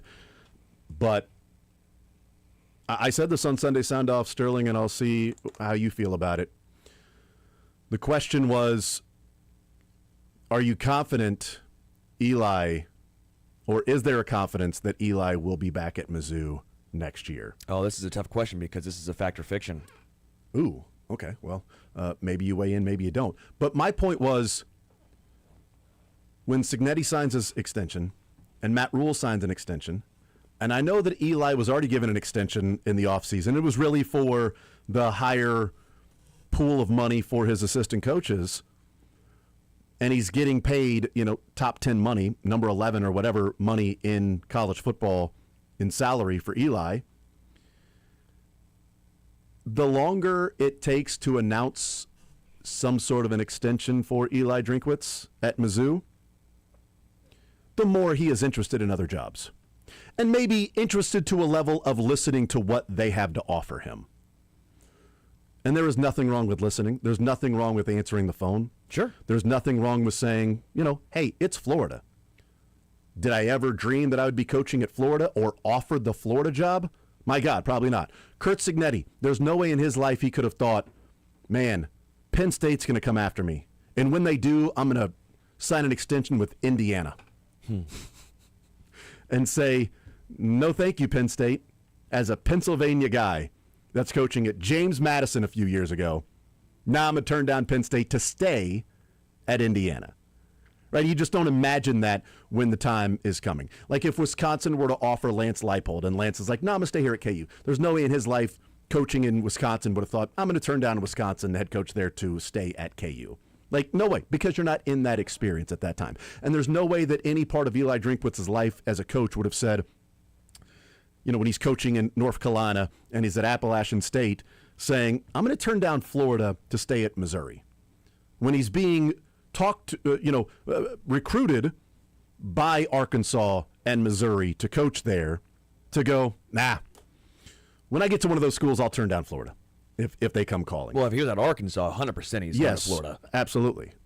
There's no doubt about it. You would leave Arkansas to go to Florida. That's obvious. Not Missouri, though. Missouri, a much better program than Arkansas for a lot of different reasons. Also, because it is fact or fiction, to your point, I just would like to hear, the longer it goes, the more I know that he's at least listening. Doesn't mean he'll take it, sure, but he's listening. Yeah, and again, there's no issue with listening. I I would not begrudge him for listening and seeing what it is. And who knows, if you get blown away, I also don't begrudge the guy for taking the gig if it's like, hey, Missouri just cannot get close to that number. It's just not going to be in the same ballpark. At that point, I would go, okay, I don't begrudge the guy. I will say, again, I find it weird that you see Florida fans, the petition, and they don't really want Drinkwitz, or it does feel like there's at least a large subsect of folk that don't want him, which I would find perplexing if he did go, because then you're kind of going uphill. You have to really exceed expectations, which are already going to be high at Florida, to win those fans over, which, again, if you're a head coach at that program, I don't know if you take that much stock into that. But you're right in the sense of if he signs an extension soon at Missouri, that makes you feel a lot more comfortable that he's staying, obviously. The longer this drags on, the more you start to question, is Missouri saying, hey, we've already given you a lot. We've given you a ton. If that's not good enough and you don't want to be here, we've given you our best offer. Or they have put an extension on his desk and saying, this is what this is working. Sure. This is what we've got for you. We want to keep you around. This is how much we appreciate you. This is what we're going with. And he's saying, I appreciate that. I'm not going to sign it right now. Let's let the season play out, right? I don't want to worry about this right now. Hit the breaking news sounder, can you? We do have some massive news in the NFL. Huge trade. The Indianapolis Colts have acquired Sauce Gardner from the New York Jets for 2 first-round picks. Oh, my gosh. Colts are sending 2 first-rounders to the New York Jets for Sauce Gardner. So Justin Schultz or Jordan Schultz, whichever Schultz is out there, Jordan Schultz, that covers the NFL, said earlier today that thinking there was going to be some holy crap moves that are made, but he said Seahawks and Broncos. But he said that there are teams I'm watching today for potential, quote, holy crap trades are Seahawks and Broncos. This is one that I would say is a holy crap move because I don't remember people talking about Sauce Gardner all that much. It was Breece Hall and some others, but are you going to trade, is Aaron Glenn, a defensive guy, going to trade Sauce Gardner? They got 2 first-rounders for Sauce Gardner, and yes, you trade him while the Jets are trying to rebuild. Absolutely, I do that 100% if I'm the Jets. The Colts feel like they are in a position right now that who knows when they will be in this position again, that they're going to go for it. They need help at the cornerback spot, and they just went got Sauce Gardner. Dog, this is again, when was the last time you've seen a player of this caliber moved? When was Jalen Ramsey moved? Was that in the middle of the season, or was that a off season? I think that was middle of the season. Bradley Chubb got sent to the Dolphins. Yeah, but Bradley Chubb, I still don't think is it was still like a first rounder. Though. Yeah, but I don't think it's the same echelon as Sauce Gardner. Sauce Gardner is a top 3 cornerback in the NFL. And you're trading 2 first rounders for him too. Maybe Brian Burns getting moved. Yeah, from the Panthers to the Giants. Was that off season or was? I mean, he's been amazing this year. Burns has. Great. I still don't put that in the same category. I think Sauce Gardner is in the Jalen Ramsey. I remember Jamal Adams got moved. I can't remember when that was. That was a silly trade because it's a safety who was more of like a box safety. It was weird. But when you look at this Colts defense now, where's the hole? I mean, where's the hole? Yeah. On this entire Colts team, where's the hole? Now that you have Sauce Gardner, my goodness, if they get, I don't know what the injury is completely to Travarius Ward. I know he's in the IR. I don't know if he's out for the year or not. It's a concussion. Concussion. He for got Travarius concussed Ward. before the game. Yeah. Correct. He was warming up, and the guy, whatever guy was, ran into him and just knocked him unconscious on the field. I mean, it was awful. Dude, when you look at this Colts team, yeah, they're good. The weak spot is Daniel Jones under pressure. Yes, but defensively, as you're talking about, yeah, they look pretty good. And again, it's a Lou Anarumo defense, which always will concern me when it comes to the Chiefs. There's another trade that has been made, a reunion of sorts. Clint Kubiak was the OC with the New Orleans Saints. He's now the OC in Seattle. The Seahawks have acquired Rashid Shaheed from the Saints. Good move. So they will now have their deep threat to go along with Jackson Smith and Jigba and also Torrey Horton. Torrey Horton looked really good. Cooper Kupp's been a little bit of a disappointment. Yeah. He had that hamstring heel injury, Yep. which makes me wonder, is it more serious? It kind of flared up before the game. Shaheed should open up the field for JSN now. I mean, Yes. because that's No, a guy agreed. that's one of the best deep threats in football. But Torrey Horton kind of felt like he was going to be that guy. But I love the move for the Seahawks because Yeah. Rashid Shaheed is a very talented player. We saw what he did 2 years ago. I wanted the Chiefs to see if there was a way they could try and pry him from New Orleans because he was a restricted free agent. And he went back to New Orleans. I guess if you're New Orleans, you're sitting here, you're not good, but what is Tyler? Who's Tyler Shuck throwing to? It's Chris Olave, yes. yeah, and who may not be there in a few hours either. I never understand this. I know you're rebuilding and you want to get draft capital, but if you have a rookie quarterback, you got to give him something to at least find out what he is and give him a chance. And I don't know Unless what he's not your guy. unless he's not your guy, but you spend a very high second-round draft pick on him. And he Yeah. started one game. One game. I don't know. I find it a little perplexing when teams do this because then you're just sinking yourself. Yeah, so there you go. There's some news out of the NFL. We'll take a timeout. We'll come back, continue rolling. We will continue to talk about the NFL and if any other news comes down in at some point today. But Sauce Gardner heading to the Indianapolis Colts for 2 first-round draft picks. So there you go. The Colts really investing in this version of themselves to try to make a run this year, and the Seahawks getting Rashid Shaheed. And I said on Sunday Night Football, watching that, I'm like, you know what? If there's a team out there that does sort of look at it and go, man, that team concerns me if I'm the Chiefs, the Seahawks look damn good. The Seahawks look damn good. We'll take a timeout, come back. More Zone next.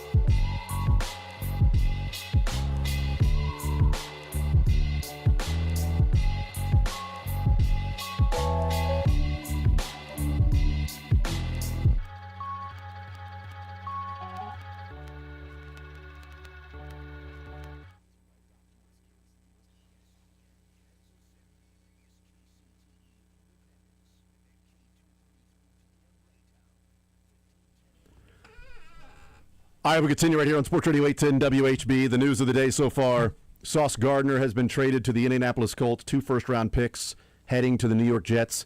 And I have no clue what the cap hit is going to be for the Indianapolis Colts with Sauce Gardner because he just signed his $100 million extension this summer. Like, I don't know, have we ever seen that before? A player signs a massive contract extension and 4 months later he's traded?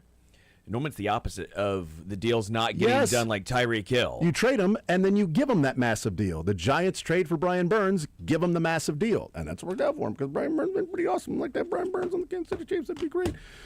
Should the Chiefs trade for Brian Burns, yes or no? 5th rounder for Brian Burns. Who says no? The cap. Figure it out. Oh, extend him. Kick that can down the road with Brian Burns. Keep kicking it. Absolutely.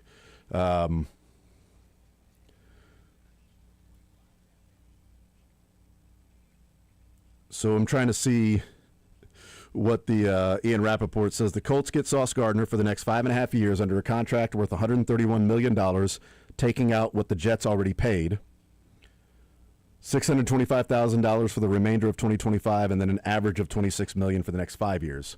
But again, it's all about the cap hit. Something fun here.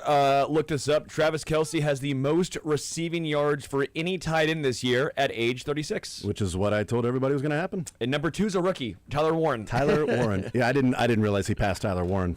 Have the Colts had a bye? Have the Colts been off? I don't know if they've been off or not. Are they 6-2? They are 7-2. Okay, so no. There you go.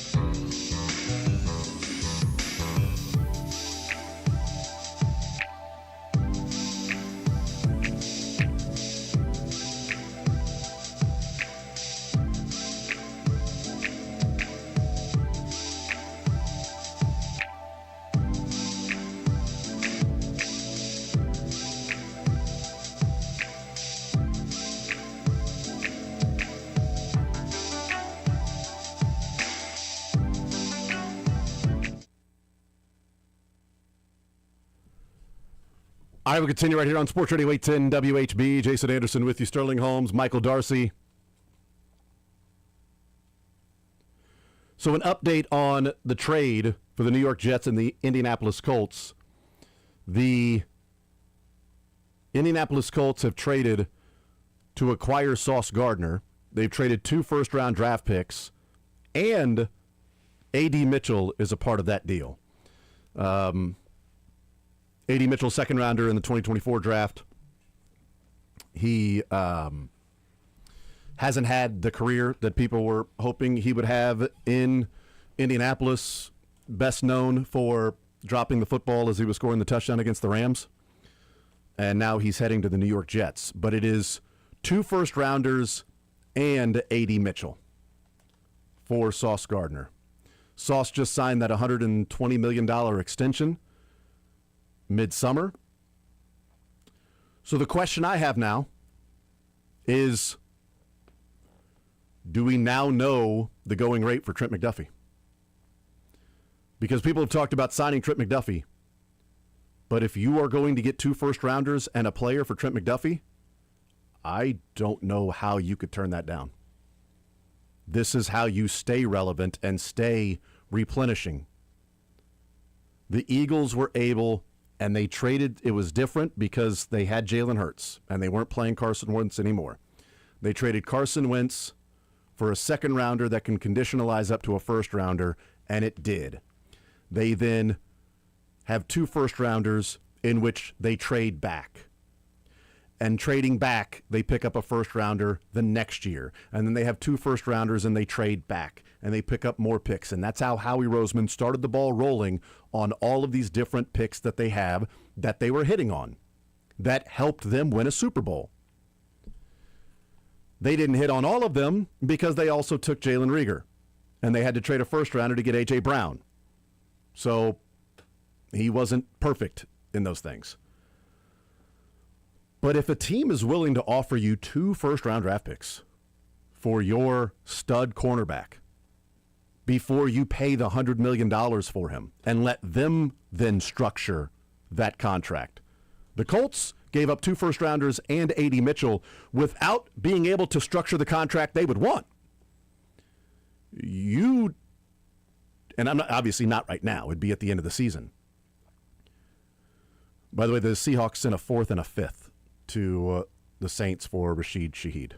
Okay. So a 4th and a 5th for Shaheed, who's heading to Seattle. But if you're the Kansas City Chiefs and you're looking at 5 picks or 6 picks in the draft coming up, you need massive D-line help. You need maybe another linebacker or 2. You certainly need cornerbacks always. With Trent McDuffie, you don't need one. But I would not turn down, if I'm the Chiefs at the end of the season, 2 first-rounders for Trent McDuffie. It's more than you got for Tyreek Hill, and you were able to survive that. I would say you would have to re-sign Jalen Watson then. That's fine. No, I'm just saying in general, because if you're not prepared to give Sauce Gardner got a 4-year, $120.4 million extension. Mm-hmm. That is going to be the rate, at least for McDuffie. Yes. And you don't want to lose both McDuffie and Watson, and then all of a sudden you're having an entirely new cornerback room. You would have to say, is the money we're saving allocating half of that to Watson, plus the draft capital and the, obviously, cap space? Can you survive that way? Do you believe Noah Williams is going to be, in this instance, a de facto CB2? Watson would then be your CB1, and you'd probably have to bring in a couple of new, cheaper pieces. Can you? You won't be as good, but also we didn't think they'd be as good when they lost Trevarius Ward. They were fine. We said when they lost L'Jarius Sneed, they were fine. So we said they weren't going to be as good when you trade away Tyreek Hill. But can they be better overall as a team by utilizing the cap space and the draft picks you would have by trading that particular player? That's what it comes down to. And again, they took advantage of that by being able to trade up and get Trent McDuffie. I think I'd feel a lot more comfortable if they had extended Jalen Watson. Because Watson's having himself a really good year, and then he's going to command a good chunk of money as well. And if you lose both McDuffie and Watson in an offseason, I think you'd be pretty concerned. Yeah, I don't think that would be the case. I think they'd bring back one of those guys. We assumed Watson was gone, but now I don't. Right, but they would bring back one of those guys, and it's just that like Tooney or Trey Smith, they had to decide which one they wanted to keep around. Yes. They decided Trey Smith, they traded Joe Tooney, and they used that pick to move up and get Noel Williams. So they traded Joe Tooney and a draft pick, traded Joe Tooney and a third rounder for Noel Williams. Joe Tooney and their third round pick to move up and get Noel Williams. Let's hope Noel Williams continues to improve and get better and better so that next year, if you sign Jalen Watson to a reasonable deal, not a crazy top end the market, cornerback deal, but you keep Jalen Watson around and you've got Noel Williams who is progressing, you're not going to be as good at the cornerback position without Trent McDuffie. But are you a better team overall if you attack the defensive line and if you get a first rounder in the 26 draft and a first rounder in the 27 draft, and now you got the next 2 years with 2 first round draft picks, which can offer you the ability to trade up or down to find maybe there's that next cornerback that's there. And I know the old joke is like, do you want the sailboat or what's behind door number 2? It's like, oh my God, I kind of want door number 2. I mean, it could be anything like a sailboat. It's like, oh man, you trade up and you can get a cornerback. You could like a cornerback, and you can get somebody that maybe they turn into like a Trent McDuffie. Difference would be it's not paying him a $30 million cap hit. Yes. Per year, and do that. You do have Christian Fulton under contract next year too, but I don't know how much that really They don't even have Christian Fulton under active. under So their active players on game I don't day. know if that really matters in the decision making at all. But again, and Christian Fulton may be traded by the end of the day today. I don't know. Elijah Mitchell might be traded or just given away or cut. As of now, you have looking for next year, you technically would have Christian Fulton, you'd have Kevin Knowles and Noel Williams. Mm-hmm. You have McDuffie. Yeah, I'm saying. But if we're saying if we trade him, not today. Obviously, we're not advocating for them to trade him today. But if Sauce Gardner brought back 2 firsts and a player, there you go. There's the going rate. The price has been set. Because Trent McDuffie is on that level. What did the... I think he's better than Sauce Gardner personally, although it's a slightly different because McDuffie does play probably more in the slot than Sauce, and that for some reason in the NFL hurts your value to an extent. I think Sauce Gardner... I think that helps him because he can play everywhere. He's an awesome slot blitzer. He's a great tackler, and he can play on the outside too. I think I was a little... I think Sauce Gardner's a top 5 cornerback. When I said top 3, that was maybe aggressive. I think he's a top 5 cornerback. I think Trent McDuffie's probably a top 3. Yeah. The Dallas Cowboys got 2 first-round draft picks and Kenny Clark, who's a Pro Bowler, for Micah Parsons. The New York Jets got 2 first-rounders and A.D. Mitchell, not a Pro Bowler, for Sauce Gardner. And again, if that's the going rate, this is how you keep a dynasty going. You keep the dynasty going by making the moves when you have the bargaining power. The Chiefs had that with Chris Jones and Tyreek Hill. They chose to move on from Tyreek Hill, which was the right move, and to sign Chris Jones. Chris Jones is not the player he used to be. He doesn't look like that player that he used to be. So the question then is, are you going to invest in cornerback in Trent McDuffie, which I'm fine if they do, but then are you still able to invest in the defensive line? Moving on from Trent McDuffie hurts initially. It puts then the emphasis on getting it right in the draft for the Chiefs, which is what they did in 2022. They got it right in a lot of different positions, which has allowed them to be in the spot that they are by going to 3 straight Super Bowls with that rookie class, going to 3 straight Super Bowls. And if you take the cap hit that it would cost you for McDuffie and you sign Watson and you sign Leo Chenal and you get 2 first-rounders back for McDuffie, are you a better team for that? I don't know how you could turn that down. And in fact, if I'm Brett Veach, I'm shopping that this offseason. You've got to make that decision. Because if Trent McDuffie wants top-of-the-line cornerback money, then great. He'll get. I mean, but good for him. He should want it. He's been awesome. He's been a great player. He's been great for the Chiefs. I don't want to see him go. But I root for the jersey.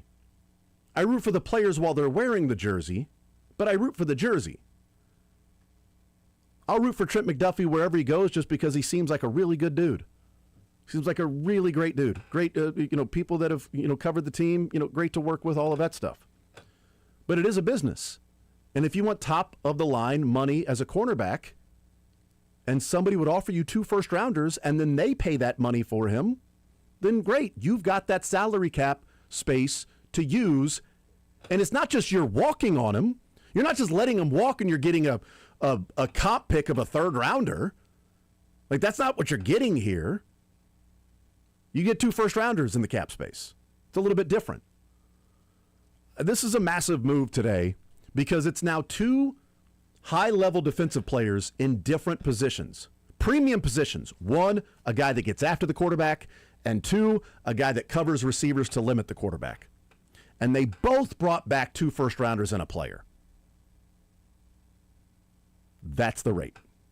That's what Trent McDuffie would bring back.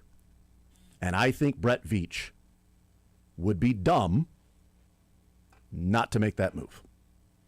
You have to continue. A lot of the team is interchangeable outside of number 15.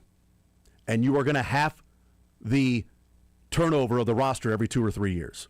There are going to be some guys that stay around longer. Chris Jones, Travis Kelce. Guys that are faces of the team. You can't trade Chris Jones for 2 first-rounders. If you trade McDuffie, you need to find Chris Jones, the next Chris Jones, and McDuffie. But if you find the next stud defensive end, as opposed to that defensive tackle that's a disruptor, okay, well, now you've got your defensive end that's a disruptor, and find a cornerback that's good, then are you better? And then you can spend the salary cap in different places. You're going to have to sign Josh Simmons at some point, too. That's down the road. Okay, it's down the road. I agree. That's a first-rounder fit. He's got a 5th-year option. So does Trent McDuffie. I don't think that. I agree. I don't think that Josh Simmons' contract is even in the equation right now. I don't think that's even a thought. But if you're planning for the future, it should be a thought for the Chiefs.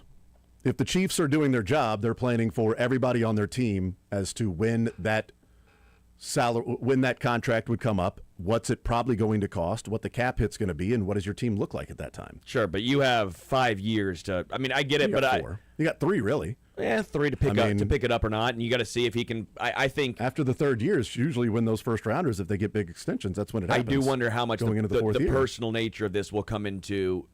I mean, that's something to at least monitor as well. Rashee Rice is, going to lose a lot of money because of that. Right, but Rashee Rice is a free agent after next year, so he's going into the final year of his contract beginning next year. Correct, and that's going to be an intriguing one. So do you take the McDuffie money and use it on Rice, Chanel, and Watson? Obviously, it's not that simple with that, but just as an example, what we talked about with Tyreek Hill. Because when people are looking at the Tyreek Hill trade, what they miss is being able to give the money to Chris Jones that you would have given to Tyreek Hill. Correct. If they didn't sign Chris Jones and they traded Tyreek Hill, then I'd have more of a beef with the Tyreek Hill trade. Agreed. But they traded Tyreek Hill, made good on those draft picks, signed Chris Jones, who's been a damn fine player in the 3 years that the Chiefs have been without Tyreek Hill. He's been a dominant player and a big reason why they are able to win Super Bowls. He's not that player anymore. At least this year. I will say this, too. Right now. I think a very important aspect of this is who is your GM. The GM of the Chiefs is Brett Veach. He has been aggressive. Mm-hmm. He is not afraid to make a move that might ruffle some feathers, might not be, at the time, the most popular situation. Now, he's not gotten every single one right, but he's gotten the big ones right. And I think that's a very important thing to keep in mind. The Tyreek Hill situation was not going to be popular. but Brett Veach bet on himself that he was going to get it right. And they couldn't agree on a contract to where it was the right spot for both of them. Tyreek wanted more money than the Chiefs were comfortable paying. Nothing wrong with Tyreek Hill wanting top-of-the-line money. There's nothing wrong with that. And there's nothing wrong with Trent McDuffie wanting top-of-the-line money.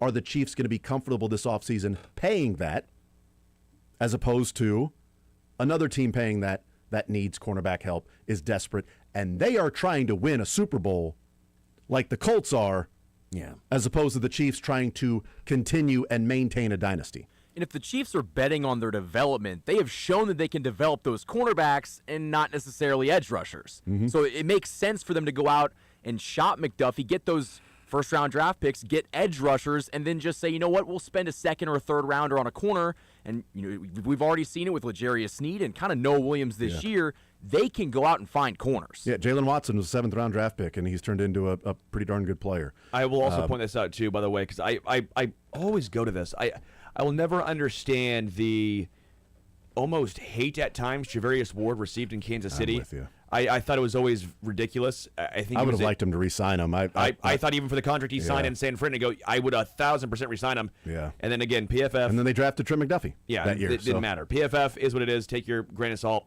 Javarius Ward's ranked the second best cornerback in the NFL this year. I mean, he's always been ranked very highly outside like 1 year in San Fran. And now he'd be playing with Sauce Gardner. I mean, yeah. And again, he's on the IR with the concussion and all that stuff, so we'll see. But the point remains, the Chiefs know how to identify talent because that was an undrafted guy they traded Parker Enger for. Yeah. So to the point I'm trying to make here is they can understand and identify what cornerbacks fit their system or what guys might be unheralded. Not always. Kamal Hadden, 6th rounder from Tennessee. Yeah. Didn't make. I mean, again, it's not always. Yeah. But they've done a great job. They helped revitalize Mike Hughes' career, by the way, and Mike Hughes is having a nice season yet again in Atlanta. I'm just pointing this out because they know what they're looking for when it comes to corners. Yeah, and you're not going to hit on every single one of them. Josh Williams had some promise at different times, but has looked like he's sort of peaked. That this is just what he's going to be, which is special teamer that likes to hold, and then a guy that's a very deep depth piece on your team. And yet when he plays, he doesn't look bad. He just never sees the field. Yeah. Najee Johnson, they love him, but, But that's also a seventh rounder. They've seen those. Yeah. The question would be, though, and we'll take a break, but the question would be, is Dave Merritt on the Chiefs coaching staff next year and the year after that, who's credited with a big part of developing these players? If Dave Merritt takes a DC job somewhere, is it Spags? Is it Veach identifying traits and personality? Is it Dave Merritt figuring those things out together, and that's what they get the best out of those cornerbacks? And if Merritt's a DC somewhere else, can you then rely on, we'll find the next cornerback to then develop and get the best out of if Dave Merritt's a defensive coordinator somewhere else? Something to keep in mind, too. We'll take a timeout. We'll come back. More Zone next.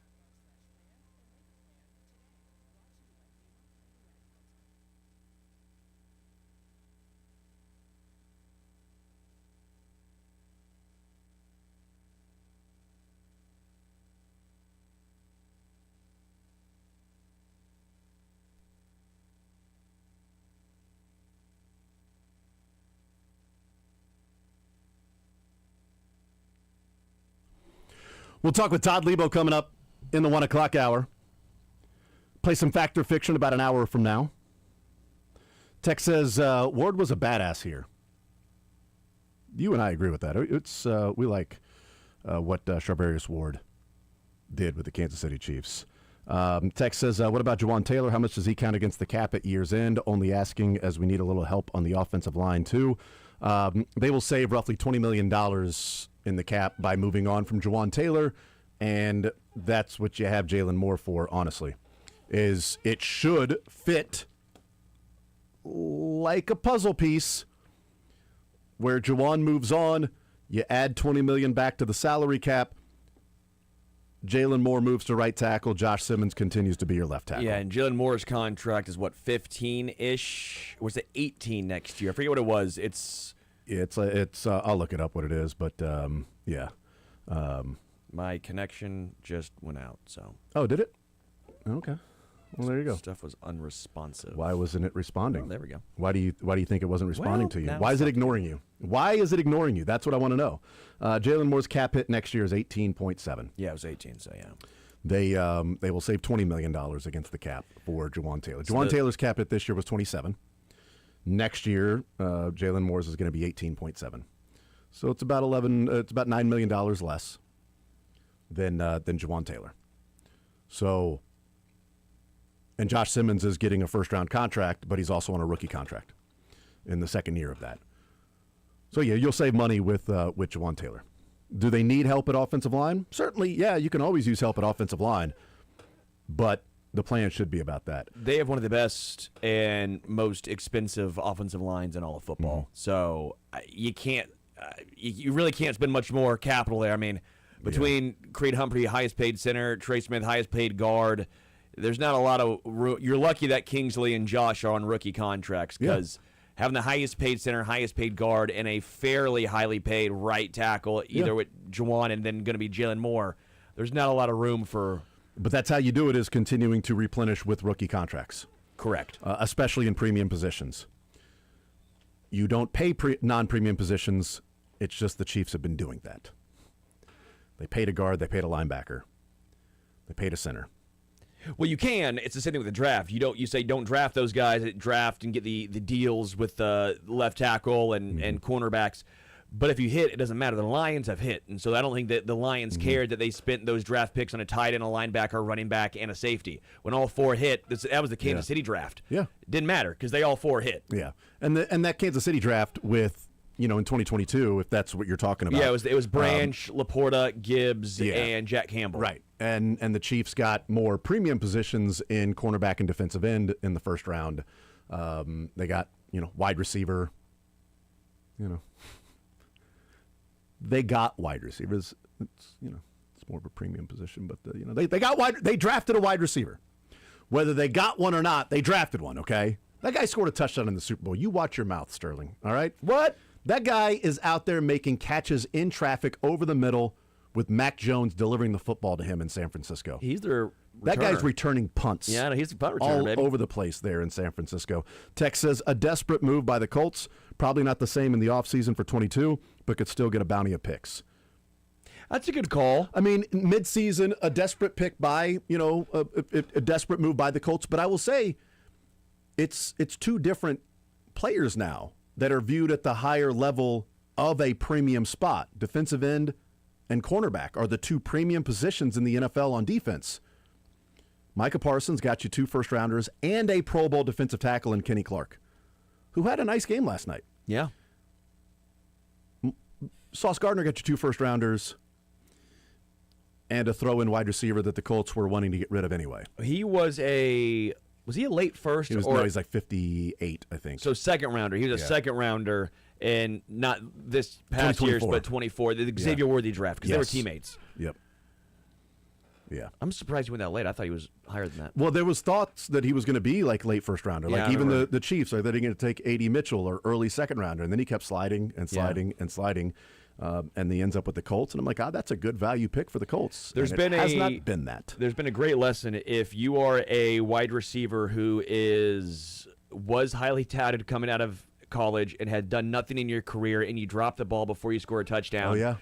Malachi Corley, Yeah. and then A.D. Mitchell. Those guys have done nothing since. I mean, Malachi Corley's now on the Browns. Yeah. And, But he was at WKU, not Texas. no, but he did it. But he was a highly know. touted guy. I mean, I he was know. a third rounder, second rounder. I think he And went in the third round because I wouldn't have minded the Chiefs taking him because he was like Debo Samuel light, and they needed like playmakers. I thought Malachi Corley was going to be a good, and he had ever since then he has done nothing. He went from the Jets to the Browns. Basically, you go down. If you do that at the Jets, you go to the Browns. If you do it with a different team, they send you to the Jets. Mm-hmm. They just keep sending you down a peg. Yeah. Texas hot take, and I can't prove it would have worked. I wanted to extend Tyreek despite the cost and begrudgingly re-sign Orlando Brown so they could tag and trade Ward like they did with Snead. Doing that could have given them enough ammo to still get McDuffie. Also means they wouldn't have needed to use resources to sign MVS, draft Sky, and trade for Tony. I was team re-sign Orlando Brown Jr., by the way. They tried. He said no. And they It said was okay. not the best contract if you look at it. It was again. more than what he got. I know.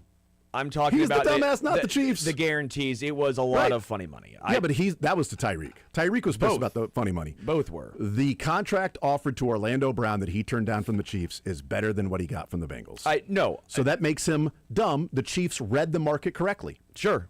So the Chiefs did the correct thing, reading the market and saying, this is what you're worth. And he said, no, I'm not. I'm worth more.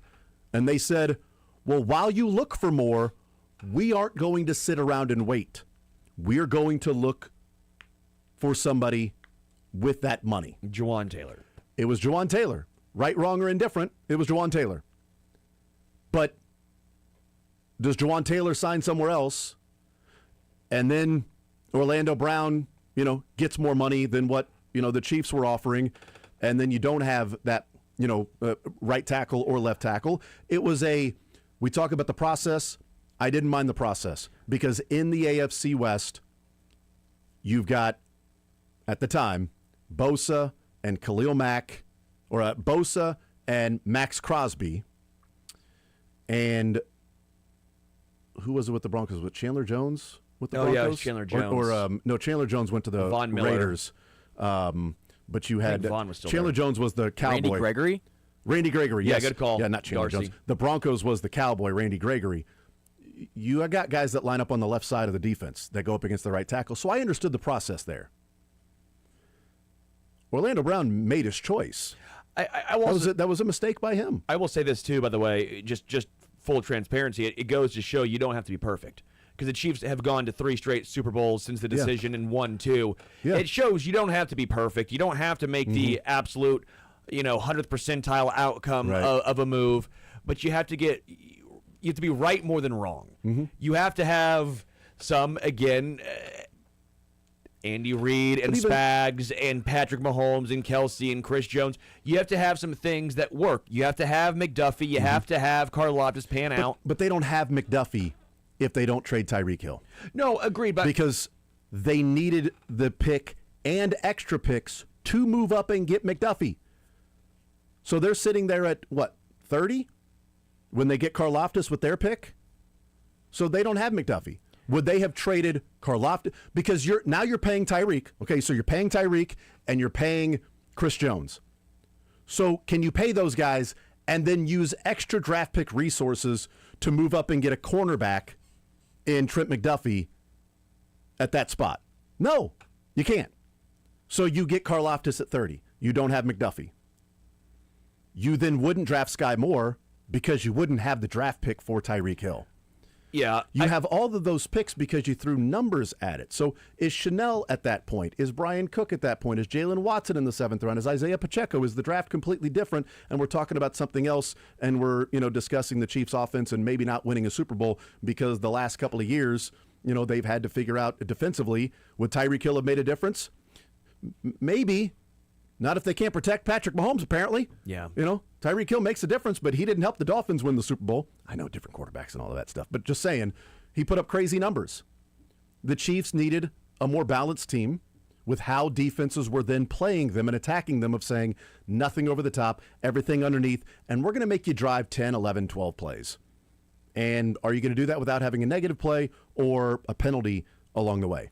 I just keep going back to this because I've seen so much, and I find it very weird, so much disrespect and almost anger towards Brett Veach recently. And I find that fascinating for a guy that has brought 3 Super Bowls, been to the last 3. I get it. He's not perfect. But the point I'm trying to make to everyone, you don't have to be perfect. You have to be it's almost like gambling. You're never going to be 100%. But can you be 60%? Like, that's kind of what. That'd be amazing. No, but still, Right, yes. that's more or less what it yeah. is. It's you don't have to be 100%, but Nobody is. Nobody is. When we go back and talk about Sky Moore and FAU and all these draft picks, you look around the NFL and you look down just the boards of all these teams.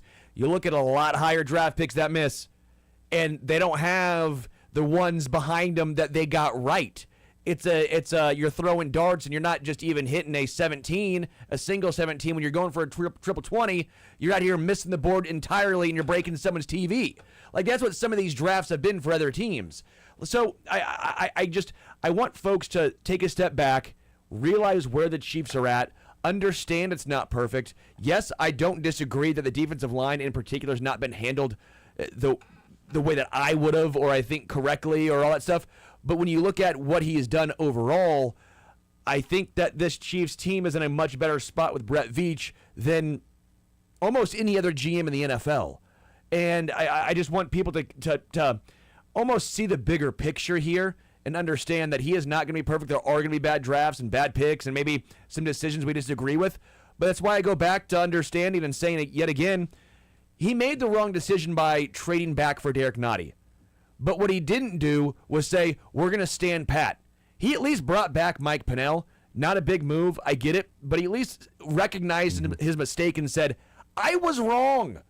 That's what that... Or they just misread the market and thought that Pennell was going to be on another team's practice squad and nobody was going to sign him to their active roster. Either way. And that's completely fair and it's true. a mistake misreading the market. But he misread it, and what did he do?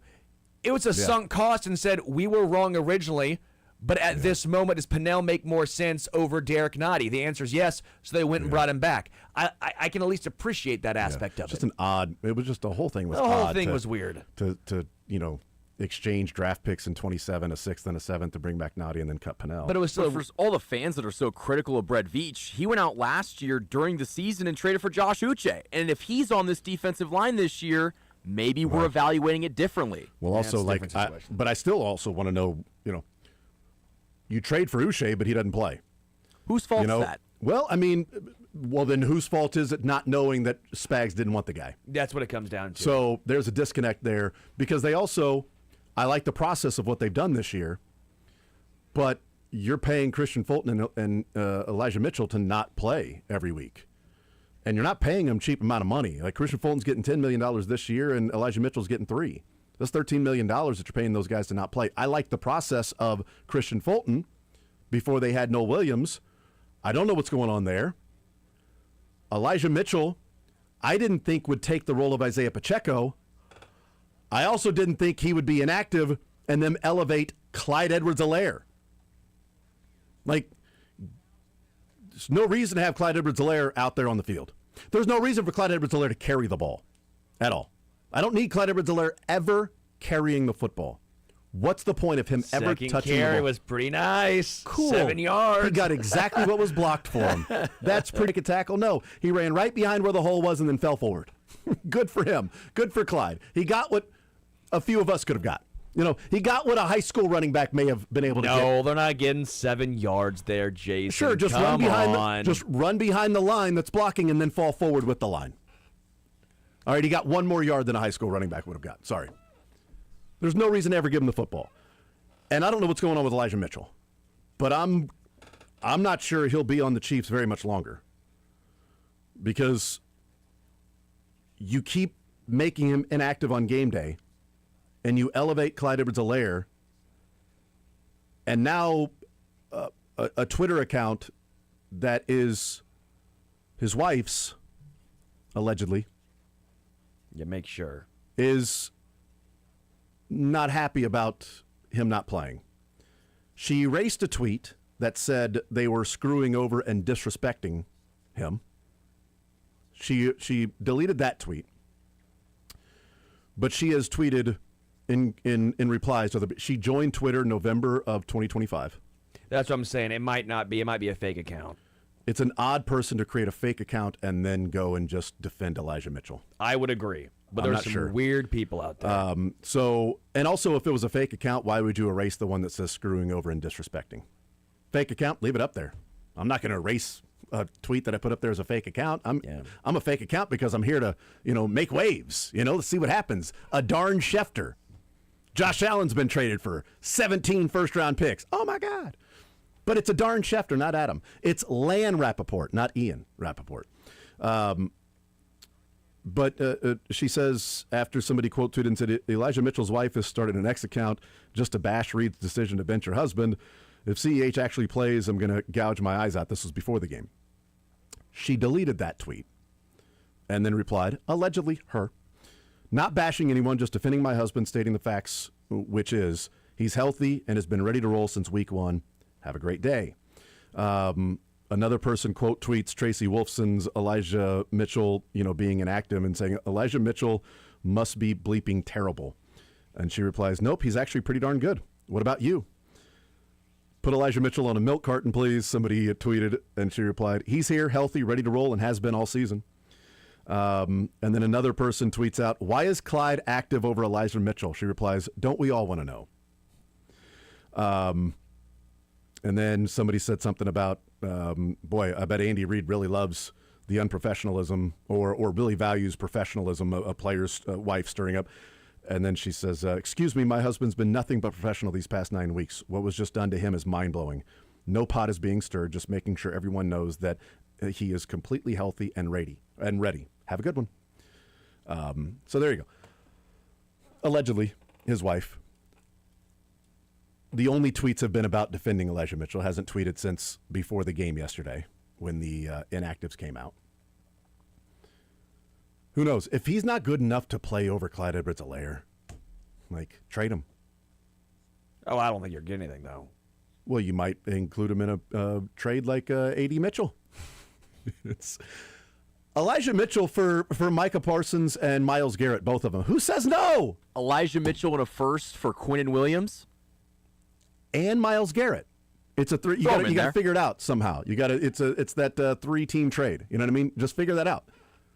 The first Elijah Mitchell goes for Quinnen Williams, and the first goes to the Browns for Myles Garrett. Done. Who says no to that? I don't understand why Brett Veach is such an idiot. If Brett Veach was so smart, he would acquire Myles Garrett. What would Myles Garrett do for this team? If Brett Veach is such a great GM, then how is Myles Garrett not on this team? That's all I'm saying. If by 3 o'clock Myles Garrett's still a Brown, Brett Veach should be fired. Some people don't understand sarcasm, and they are so either happy or mad at you. Yeah, that's a good point. There's some people like, thank you. Finally, somebody's willing to say it. And other people like, that's the dumbest thing I've ever heard. I disagree. I think it's out there. Just make the move. It just takes, just call. What are they going to say? No? Just make them say no. Just make them say no. You know what I mean? Just make them say no. Elijah Mitchell and a 5th rounder for Breece Hall. Done. Lock it up. Championship. And Quinnen Williams. Sorry, I need to throw him in the deal too. The first part was serious. Second part was a joke. More so next.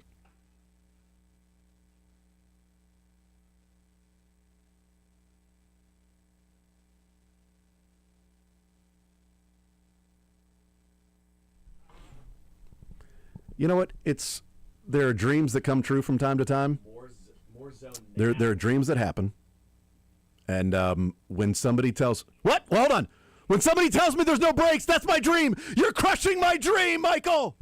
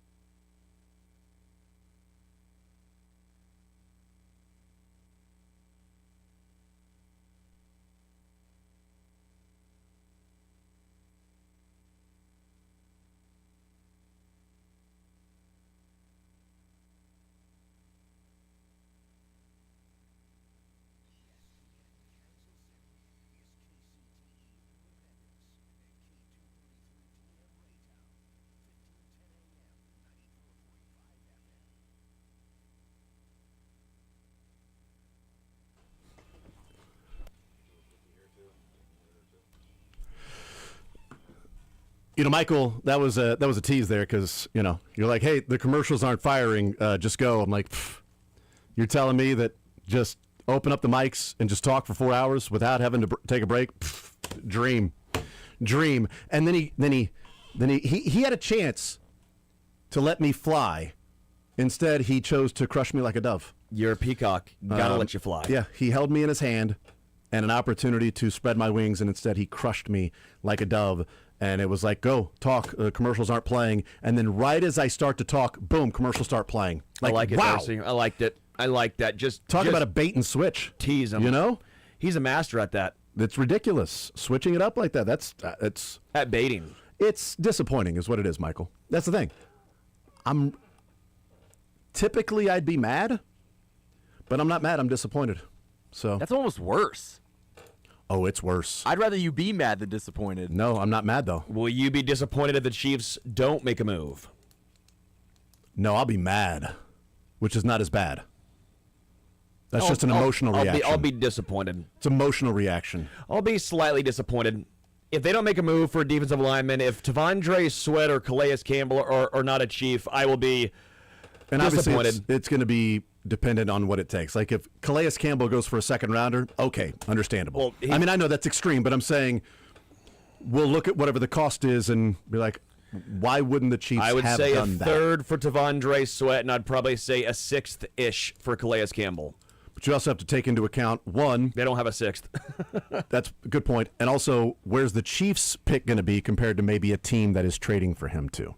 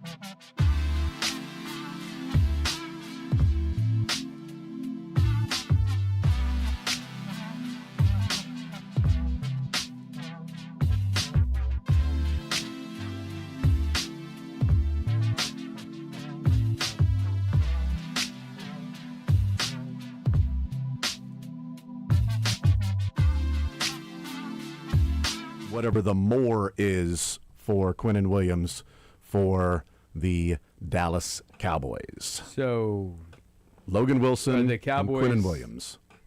they're not quitting? 3-5-1. Or what are they Dallas doing? Cowboys. 3-5-1. This is for next year?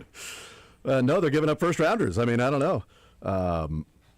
So Get Jerry on the phone right now. He's had a few. Let's go. Jerry has to. He's like, we're 5-3-1 right now. We think we're in a good spot. Jerry, you're actually 3-5-1. Oh. We're gonna take these trades back. it's interesting, though. Ian Rappaport says expect this to be the Cowboys' first-round pick, not the Packers. So that's interesting because the Cowboys is a better first-round pick than the Packers. that Right they got from now Micah it Parsons. is. Oh, it's a good point. But Tucker Kraft is out. Quinnen Williams, Logan Wilson in Dallas. The Cowboys have to almost win out. But with Quinnen Williams and Logan Wilson, are they closer winning out? They are. Okay, so Those there you draft go. picks next year aren't gonna help They them could this lose. year. They could lose one Yeah. more game. What do those draft picks next year help them with this year? The answer is nothing. Nothing.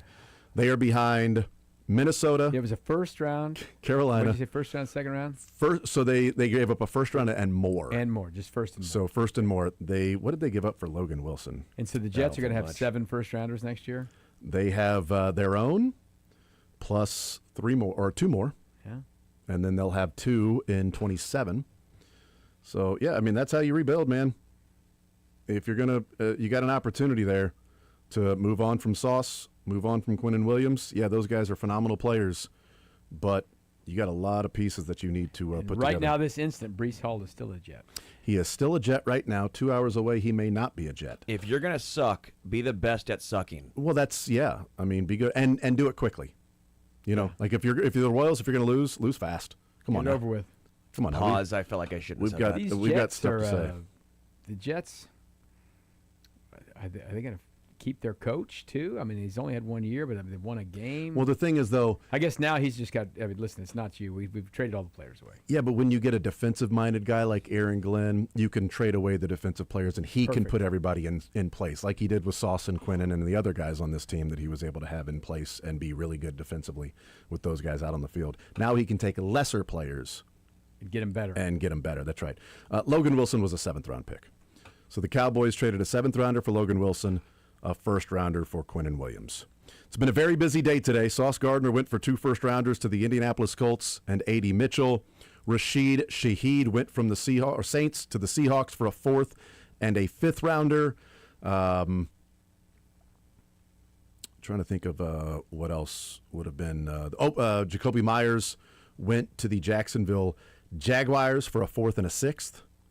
So the Jags will be out without Travis Hunter the next 3 games, but Jacoby Myers joining them, which means that Jacoby Myers won't be there on Thursday to help them beat the Broncos on Thursday Night Football. That's hadn't helped. disappointing. I can't wait for Hadn't the, helped them a lot recently. I can't wait for the Jets to have 3 first-round draft picks and miss on all 3. It's gonna be amazing. Well, if they're smart, they'll just take 3 quarterbacks and figure out which one's the best.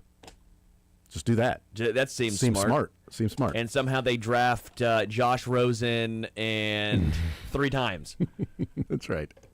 Josh Rosen, John Ross, and I don't know, somebody else. It's like, oh, you got those 3 first-rounders. Nice job. So there you go. Well, so it's, you know, it's not. s- They hit. Quinnen Williams was like the 3rd pick of the draft, so Yeah, they that was turned right. him into Sauce. another first-round pick. Yeah. So they turned Sauce into 2 first-rounders. Quinnen Williams got signed like the year Chris got his deal too, right? That was the domino, the 1st Mm-hmm. domino. Yep. So he's making a lot of money. Yeah, very good. He's getting paid a lot. Well, I mean, if, Sauce is if getting you're the paid a lot. Cowboys, Well, they needed someone to play defense and get after the quarterback Mm-hmm. because they didn't have that. well, you look back and you're like, well, why didn't you just pay and keep Micah Parsons? Because they messed that up. Because it wasn't working. He didn't want to be there. He messed it up. Jerry messes things up sometimes. That's what he does. Sometimes people love him, and he can do no wrong for them. Sometimes Well- he says things and it irritates people, and they don't want to be there anymore. I guess hear me out. They have an extra first-rounder from that. You now have Quinnen Williams Maybe they could trade it to the Packers for And- Micah Parsons. and And a first-round pick from and- from the Packers. and what's his name? Kenny Clark. Kenny Clark. Are they better with Kenny Clark, Quinnen Williams, and a first-round first-round draft pick, or Micah Parsons? That's basically what it would be then. It's a good question. Because maybe he didn't mess it up. Maybe it may. Well, we'll see. Yeah. That's a good question. They didn't look very good last night. Yeah. You got Quinnen Williams, Kenny Clark, and a first-round draft pick for Micah Parsons. And the money's probably fairly close from Kenny and Quinnen compared to Micah. I would guess, yeah, because Kenny's not making, the Let money me that. check and see if Yeah. Quinnen Williams has 20 sacks in a year or something. Probably not. Go check and No, see how many but- sacks Quinnen Williams has in a season compared to Micah Parsons. But yes, you're looking at the overall depth of the entire team. Yeah. Micah Parsons is obviously a game wrecker. And Quinnen Williams is probably a top 3, He- top he's 4 more of a D tackle. D tackle. Yeah. He He's is a- a D tackle. He's a D tackle. 40 sacks. He's got one this year.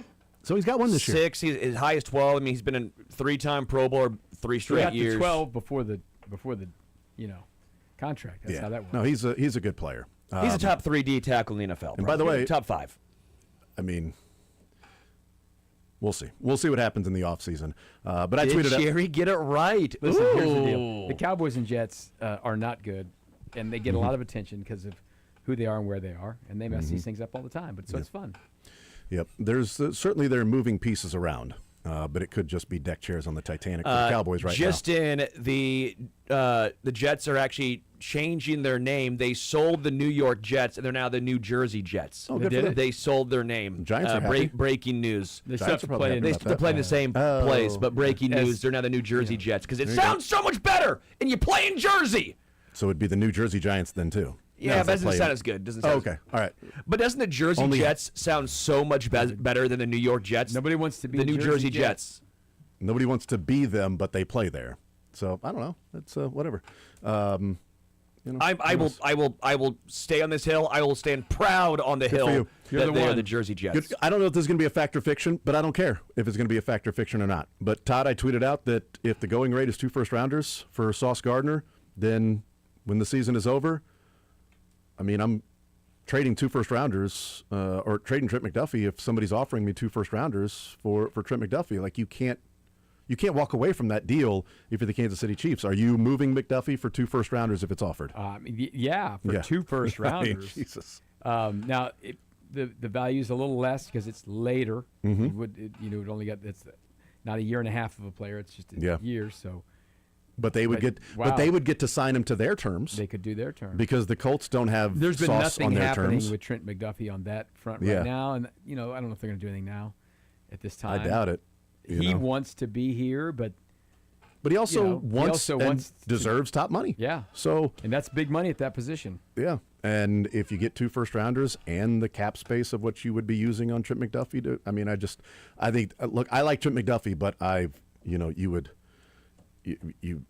you'd leave. You can't pay all. You'd leave skid marks of in the best road, players. peeling out to go and accept the deal wherever it needed to be You accepted. just can't pay all the your favorite players because they've helped you win things. You can't do it. You have to say goodbye to some of them, and they've done a decent job of saying goodbye to some of them. Yeah. But they've also not been able to say goodbye to Chris Jones. Right. Right. I mean, and what do they get a first rounder for Chris Jones this offseason? Quinnen Williams is much younger. I get it.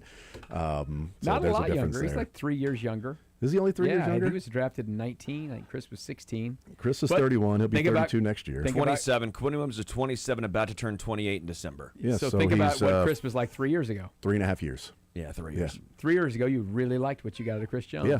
Yep. I would have. And I teams would would have have traded enjoyed that. Yeah. Teams would have traded a first rounder for Chris Jones 3 years ago. That's Yeah, right. Absolutely.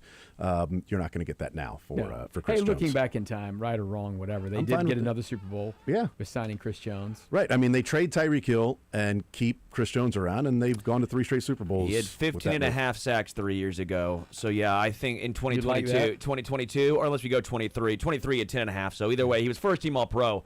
Yeah, Had I to get would have. that 10. Yeah, That's an I think important I 10. would Got have. that million on that 10th. That's right. Yeah, I think I would have. Worked real hard for that. That was one. with the Chargers Taking game, right? that. Hair on fire, just like everybody he else was plays every resting? time this year. Boy, he really worked hard in that first half against the Chargers to get that 10th sack. Is there like a rule where one want guy that has bad. to have one of the stars for the Chiefs has to have just a like lazy year? Like last year is Travis Kelce with the lazy year. This year it's Chris Jones. Is that like an ongoing? Well, I think you look around most of the league, it's probably more than one guy. That's why the teams aren't very good. No, I know. I meant for the Chiefs though. Is there just gonna be an ongoing I don't know, I superstar kinda- one guy? I thought Tyrann Mathieu made some That was at business 21. decisions. Yeah. Then who was 22? So we're getting close. We have to get 22 and 23. I can't remember the years now. 22, they switched won. everything up on defense. They went younger and faster. The draft picks were in. Tyreek was not lazy. He was almost receiving 2,000 yards in Miami and a big contract. It's just hard to, we focus so much on certain players. And there was a huge example in that Jacksonville game of Chris at the end. And, it was a messy. learning moment, he said. But, he learned from it. Nobody, I don't think, plays like their hair on fire with every single play. Because, like we were joking about Chris Jones Cam playing Scattaboo. in that game that didn't matter to get his sack. Everyone was excited he got his sack and all that stuff. Yeah. You haven't seen effort like that out of him on every freaking play. Yeah. So if you just want to make those judgments like that, hey, you should play like that every single play. Now, if you played like that every play, you probably couldn't play for very long, and you would get tired, and it's better if you don't. But is he better? Would it be better for Chris to play as hard as he can for 65% of the snaps, or take plays off and play 80% of the snaps? Him That's being the out hard there, part. being out there makes a difference with how they block. That's why they kind of need Yeah. another body on the defensive line to take a little pressure off. So you would think, okay, play less but play harder each time. But when he's not on the field, they don't have to account for him. other side of it, and there are too, is less one-on-ones for other guys who aren't winning. playing harder when you're 2 or 3 years older. Yeah. It may look like you're not playing as hard. Yeah. You see someone go out and run around. Game will tell you.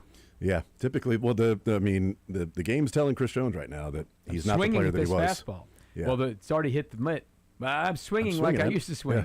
Isn't that one of the things that Hosmer talked about? Is like, when did you know it was over? When I was doing the same things I was doing before, but I wasn't swinging. I wasn't hitting the fastball. It was Wasn't hitting the fastball. I was swinging the same way, deciding at the same time, but that little step behind, I'm Jump done. up for that dunk, and you barely get it over the front of the rim. That's right. It's not that guy anymore, You're not hitting your elbow on the Sterling got rim last night. Did you? Good I job, did. I got buddy. it still when I played at Rockhurst High School, and we were playing some basketball. I still got up and Playing the high school touched it. kids? No, I wanted to. They had, I think, tryouts. Did you win? I won the last couple games. Yeah, it was Lost some, though? I lost the Congrats, first two. I had to get my legs underneath me. That makes sense. You're old. Shot a bunch, right? Huh? Chucking? When don't I? Yeah. Come Always on. chucking. Hey, I've never seen a shot I don't like. ABC. You Always and, be chucking. You and Jacob Cruz.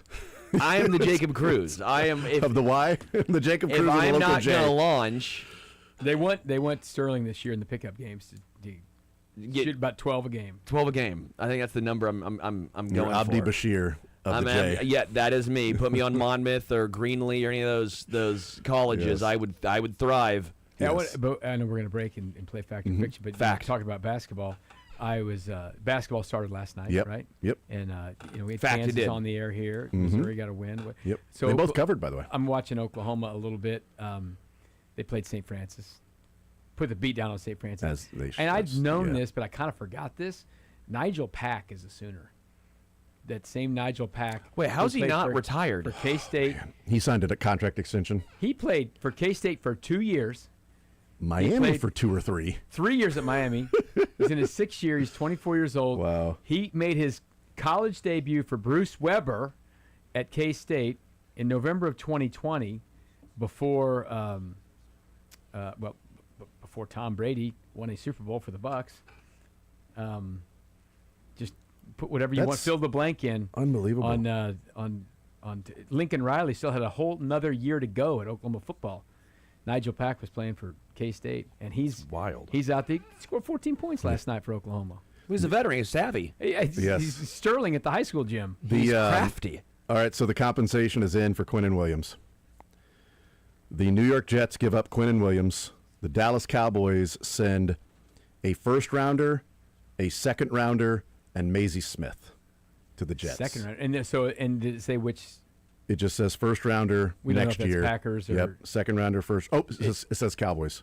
So So they're second-rounder, first-rounder, Cowboys, and then Maisie Smith. So those are the high ones, probably. Yeah, so they'll keep the Packers first rounder. They give up their second rounder and their first rounder, and a guy who has So the not Cowboys lived went up. from 2 first-round picks to now they have 1. The Jets will probably make some trades with these picks. You just really don't want all those picks, do you, in the first round? You want everyone. just draft only quarterbacks the whole time. And what they'll do is they'll somehow mess up the overall number 1 pick, and they'll have to use some of their first rounders to get up and get it. Well, it's funny because Maisie Smith is a name that, at pick number 26, Chiefs were sitting at 31. They were trying to trade up. And that's a name that people had talked about, that they were going to trade up and get Maisie Smith with the Cowboys, and the Cowboys were like, no, that's who we're taking. So we're not anymore. We're not going to trade. He hasn't been very good. Instead, the Chiefs took FAU. So at least they didn't waste extra picks to trade up and get a guy that wasn't good. There's the positive. But he's hurt, though. Unanswered prayers. Unanswered prayers. You didn't trade up to get Maisie Smith. You didn't give up extra picks to move up and get a guy who has not been good for the Cowboys and now has been moved with a first and second round pick for Quinnen Williams. Let's play Fact or Fiction coming up next. Sure.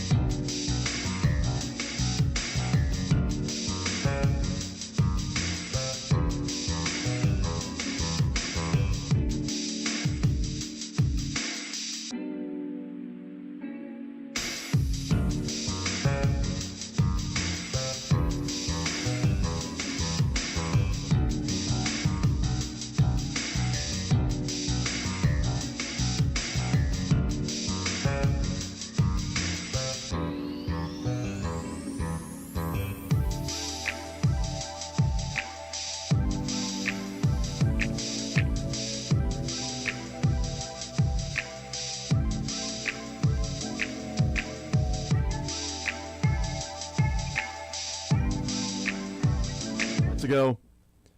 Sounds like the Jets have another big trade incoming. Crazy day. They still have Jermaine Johnson that they have talked about or people have inquired about, and they've got a running back. Brees Hall. No, not Brees Hall. There's another running back that Isaiah plays for Davis. the Jets. That's what it is. Yep, got it. No, that's who you go and get. I mean, if you can get it, man. But no, sounds like the Jets have another big trade incoming. Crazy day. That is from Ricky Scoops, who's had a number of these already throughout the day. But we'll see. Let's play a little fact or fiction. Should we do that today? Yes. I don't know. Yes. Yes, maybe. Yes, let's play fact or fiction. Todd, Michael, me. We'll go around the room, and we will try to figure out what Sterling is thinking, which is one of the toughest challenges all Not week easy. long. It is not easy to do. Sterling, are you ready to play some fact or fiction? I guess so. Okay, great. Should we do it?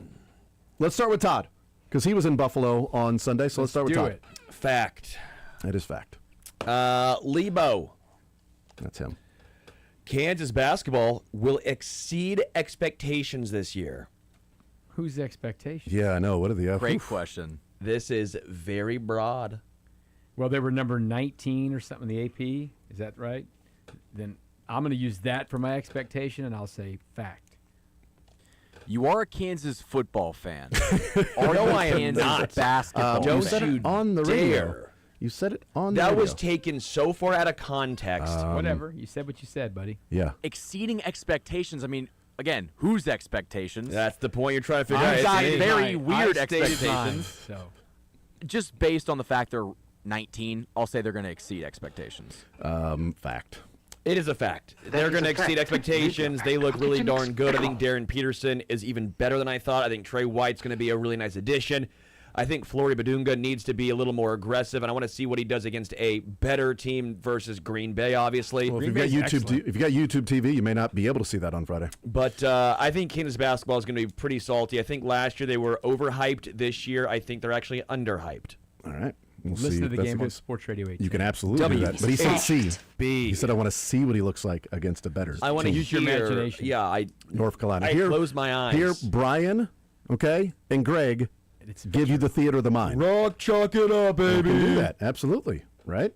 Darcy. Darcy, it's 1-1. We are all tied. Darcy. Yep, him. Mizzou. I think it's a fact.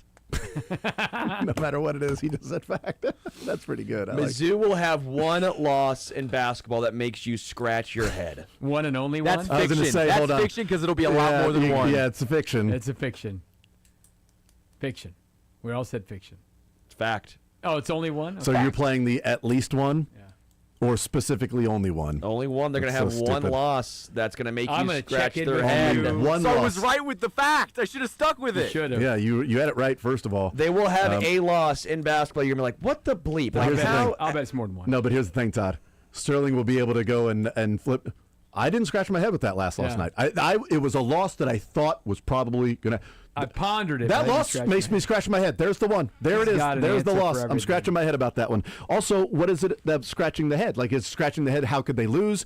It's a loss scratching her head. Why did they play like that at the end? Scratching her head. He's What got answers. lineup was out there on the floor? A lot of scratching heads going on. All right, I go first. We're all tied at 1. Remember when I was correct in the fact or fiction of the World Series goes 7 Yeah. games and you all said I was crazy? And then we didn't do the other 11 Did questions. you have the that Blue week. Jays winning? Doesn't matter. 7 games. Did Let's you have go. the Jays winning? Let's go. Guess who It cashed out doesn't on the Vladimir matter. Guerrero Jr. that was MVP? That was me cashing out, making Yeah. money moves. Thanks, Yeah, that was smart. FanDuel. I'll be up. All right. Tied at 1. Drink will be the coach at Mizzou next year. Fact. It's you. Are you talking about Eli Drinkwitz? Eli just Drinkwitz checking. will be the head coach at Missouri football next season. Yeah, I think he's staying. I think they're going to buck up. I'll say fact. Fact, I agree. that a fact? Yeah, it's a fact. Extension incoming. I think so. Hopefully. I think I'm so. up. Hopefully announced before the A&M game, because when they go out there and win, that extension is going to be more expensive. Drink up, we start with boys. Todd. It's all tied at 2. Why do you think I have these beverages in front of me, these neutrals? Drink up. Okay. When Maybe it's that's why. extended, I'm going to be crushing those. Maybe that's why. Lebo, Yeah. Lebo. I actually was not surprised that CEH got the call over Elijah Mitchell. Fiction. Fact. You were not surprised. Saw it coming. Fiction. Fiction. I was still surprised. It's a fake. Even when they Darcy thinks he knows something. He didn't know anything. Even when they moved him up, I was like, no, they're not going to actually do Yeah. this. This is in case of emergency or something. Like Yeah. if Kareem Hunt trips and falls and pulls a Salvador Perez moving luggage No. situation. Hey, the Chiefs can't quit on their guys. You know, Orlando Brown got injured pregame against the Bengals a number of years ago. Yeah, see, it And then happens. they had to move Lucas Niang over to left tackle, and he ruptured his patellar tendon. That's not an injury you come back from. Darcy's up first. It's 3-2. Darcy, I think the Florida and LSU gig is overrated. What does that mean? Exactly. There's a lot of ratings on this. Overrated. Overrated in terms of staying at Mizzou? Didn't say He anything. just, he didn't. He just said, "Is it?" He just thinks they're over. I'll say fact. I'm gonna say it's a fact for I think you. it's a fact. You look Yeah. at them, you just think they're dummies. I think it's a fact. I think the Florida and LSU gig is overrated. I think the Florida one for sure. I think LSU less so, but still slightly. The point I'm trying to make here is all these coaches. You look at the college football landscape right now. You see Indiana in there. You see Georgia Tech in there. You see Virginia in there. I mean, you see a plethora Win of anywhere. That's my point. And the new NIL, Memphis in there. it could. But you could be literally in any of these programs and have a chance now. I think the Blue Bloods, to an extent, are not quite as good of a gig. Like Ohio State, sure. Alabama, Georgia, sure. I don't quite think Florida is in that situation, Nah. but they still think they are. I respect you. They think they are. And so you go 10-10-8. That third year you get 8 wins, you're getting canned. So I don't think it's that good of a job. I think it is They're overrated. delusional. I think they're delusional. Most fans are. It is 4-3. We're all tied. I'll go first here. If K-State misses the tournament or gets knocked out first round, Jerome Tang will be on the hot seat. Fact. Yeah. Yeah, it should be. Yeah. Fact. Fact. Fact. Okay. Yeah, that's a fact. That's not I a didn't know. I thought you were going to say Jerome Tang is out, I don't know if he'll be out. but he'll definitely be I on the think hot you'd get seat. one more year. I think that'd be a hot seat. Yeah, it'd definitely be hot if he. Yeah. We'll see what they look No like excuse tonight. to miss the tournament. No, not in Many this. years in a row, so many bids. Yeah. I mean, we'll see if they. I mean, here's the thing: K-State. I mean, but also Mizzou and loses KU first round. covered. Mizzou and KU covered last night. Better cover. Let's see if you're on the same par. UNC Greensboro, 16.5 tonight. Let's go. It's on ESPN Plus, so we can watch it. We start with Todd here. It's 5-4. We're all tied. Lebo, it is too early to put up Christmas decorations. Well, I don't care what you say on this. Fact. Fact. Fact. Fiction. I knew you were Get gonna them say decorations up. I don't give a hoot. I like seeing them. It's fun. Put up your Christmas tree. Put up the lights. Let me enjoy it. Christmas I'll is take great. the loss on that. I don't care. The second is November 1st. Put them lights up. I'm all for it. Good for you. It is hanging light season with the professionals that are going Yeah. around at the houses. You know, you got I to am- You got Comes to in. turn them on. Yeah, I you don't have am to turn 'em on. team Christmas decorations. Yeah, if you Starting decorate the now. outside of your house, doesn't mean you have to turn the lights on. You're just Even the inside. working ahead when it's nice It's outside. fun. Okay, very good. Holly jolly. Get the stick out of your Why are you can. bossing us Come about on. being Holly? Yeah, why are you yelling at us, man? Why are you yelling at me? Holly makes the season jolly. Okay. 5-4. We're all tied. Darcy will lead us off on this one. Darcy, Mizzou beats Texas A&M. That's a fact. Fact. Fiction. Oh, boy. Oh, It's a made-up tape. That's a surprise. I'm going to go to the game. I'm actually doing something different here. I Okay. said they were going to beat Bama. They lost. Who else did you say Saw they were that. going to be? Credit to me. Vandy. Well, I didn't know that Bo Prabula was going to play that bad and get injured. But credit to me for being honest here and saying I was wrong when I said they were going to beat Bama. They probably could have. They definitely could have. Maybe should have. If things don't go well, am I going to get a But text they that you were wrong about didn't. this? Here's No, my things point. would go well because he said they're not They're going to. not going to win. Okay. Here's my point. So when But if things you're go wrong, I'm doing the reverse jinx on this now. I'm saying A&M's going to win. It's but going if to be Missouri easy. wins, are you going to text Oh, us I'm going to be and say you were wrong? I'm going to say my reverse jinx worked. Okay, so you lied about what you answered here. No, maybe not. Okay. I see where Todd was going with that one. He walked you into that one. Oh, and I'm going to walk out. All right. with a beer in hand, feeling good. 5 to 4. Spend the night down there. No, well, Friday night. I am. okay. Who's driving back Saturday? Jansen. Jancy. He's a good driver. Is he responsible? Oh yeah, Okay. or maybe his wife. I don't know. I'm not Is driving. he responsible? Very. Okay. I'm not driving. I don't know. That much I know. Where are you Not sure. pre-gaming? Fact. I don't know yet. Well, we got a tailgate. We got a whole bunch of tailgate. We got a few tailgate spots. We got a whole bunch of guys going down. It's gonna be electric. We got fall 12 going down, fall 11 going down. We got a whole bunch of pledge classes going down. It's gonna be fun. The Brotherhood. Yeah. The You Brotherhood. guys back on campus now? You've been still kicked off? We're back with a brand new house, and it's a glorious house. Brand new, When they get kicked beautiful. Hopefully not for a while. Good. Follow the rules. They're responsible now. Hey, I didn't get kicked off when I was there because I was you laid the responsible. groundwork Good for you. kids who got Yeah, kicked out. that's right. We laid the groundwork. Pretty Yeah, good. you walked so they could crawl. I mean, on the shoulders of giants.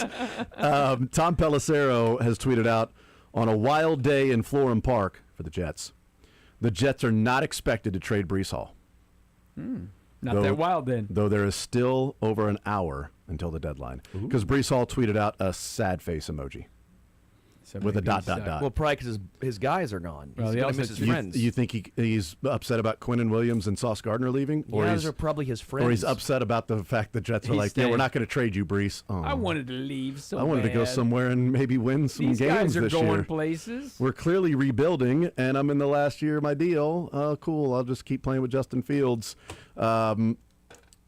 Did we win that one? No, we You guys lost. were all wrong, all three of you. But we were right about what he thinks. It's Yeah. not what he said. Yeah, that's true. That's Yeah. exactly right. That's exactly right. All right, what's the next one? Jason. Yep. K-State ends up with a better record than KU in football. They're both 4-5 right now. Is Yeah. that the deal? Well, Is that right? 5-4, 4-5, because KU won. Oh, 5-4, With- 4-5. Yeah, against Okie State.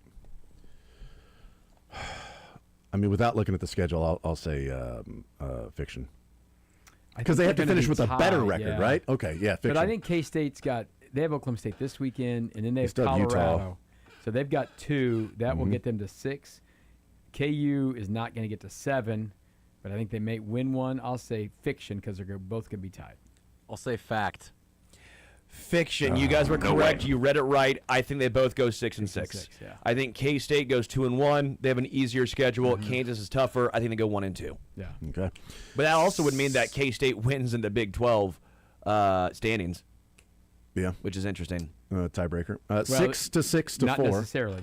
You have if Well, there's lots of 17 teams at 6, tiebreakers. At No, the- in the Big 12 oh yeah, standings. because they would be a 1 game ahead. They one game ahead and the tiebreaker. I was looking through some tiebreakers today just Oh, my God. because I was clicking and they're so wild now. Non-divisional tiebreakers. I clicked. I was looking at Big 12. I was just there's that one site you can kind of click through and do things, and yeah. I ended up with a 3-way tie with like Tech losing a game. Anyways, Tech was in a 3-way tie with Arizona State and someone else, and then Tech got to go even though Arizona State beat Tech because they hadn't played each other, all of 3 of them. So blah blah blah, disastrous all of them. That's absurd. They're all praying for no tiebreakers. Yes. Or just 2 teams that played each other. Yeah, we'll see. We'll see. The 17, 14, 15, 16 team conferences with no divisions. Disaster. Tiebreakers. I clicked through enough on it to get OU and Texas playing in the title game. Good for you. That's awesome. That's not going to happen. Oh. That is it. But there's a path. How many ways do you have to click before you get to Mizzou in the conference championship They game? could get there, absolutely. Yeah, just win out? Just win out and have the Yeah. other things happen. That's true. Yeah. 6 to 4. Darcy needs a number of things to happen for him I'll to work win on here. that after the show. Awesome. I'll send it to you. Yes. please. Lebo. Yeah. The Colts won the Sauce Gardner trade. I think fiction. Oh man, I'll say fact. He's really thinking. Yeah, because Just pick against what I said. You'll probably be good. Yeah, that's usually best. so he said fact. I said fiction. He said fact. You said fact. Oh, fiction then. Yeah, it's fiction. It's false. I I don't don't even care if that's what you actually wrote down, just for the. I don't think the Colts won. I think it would be a push at okay, most, yeah. but I think the Jets did I a think really they good both job. have really good things that And if I had to happened in pick their his- favor. Both teams are winners. If I had to pick his side, I'm picking the Jets side of this. I'm just happy that both teams had The fun. unknown. And these players fall off eventually. Yeah. All right. Just have to get paid. Darcy 7-7-4. The Chiefs shouldn't. This is why I did not give my thoughts by super strongly. My thoughts. I gave the groundwork for this, but didn't give my thoughts. The Chiefs should entertain trading McDuffie if they can get 2 first-rounders. Absolutely fact. Fact. Totes fact. That's a fact, yeah. That's the fact, Jack. That was a fiction, and I would just quit. Oh, Darcy, you got one. Yay. Because he was with us. Yeah, that's a good point. 8 to 5. We're all tied. Last one. I'll lead off. The Steelers will not win the AFC North. Interesting. Fiction. The Ravens are coming. We've got a 2-game lead on them. Ravens are coming. I'll say fact. Fiction. It's fiction. Dang it, it's fiction. Yeah. All right, that means I win, right? I'm up 9 No, to we're 8 to tied. 6. Oh, dang it. We are tied. That's Oh, right. you think you win, but there's a bonus. What? I know, for the But first wait, time ever. There's more. There's more for the first time ever. Normally, we just end it after those 12 questions. But That's this what we've time always around, done. We're doing something different. 9 to 8 to 6. We are all tied. What is said bonus question, Sterling? Rank these SEC football teams. Okay. This year's team. This year's teams? team. Okay. Yeah, this year's team. Texas A&M, Bama, Oklahoma, Mizzou, Texas. Cool. All right. We will do that on the other side of the break. More Your zone. opinion. No, Bonus. the opinion. It ain't no guess. That's what it's going to be. More zone next.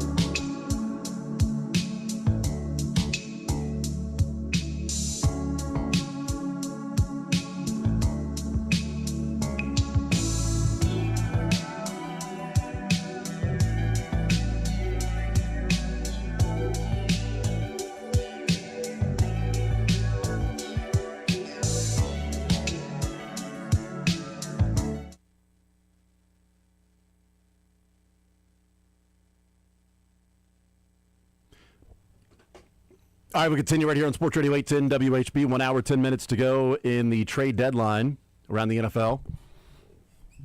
9 to 8 to 6, we were all tied, so we had to have a bonus question. Obviously. Being tied the way that we were. So the bonus question was, Sterling said we should rank these SEC teams.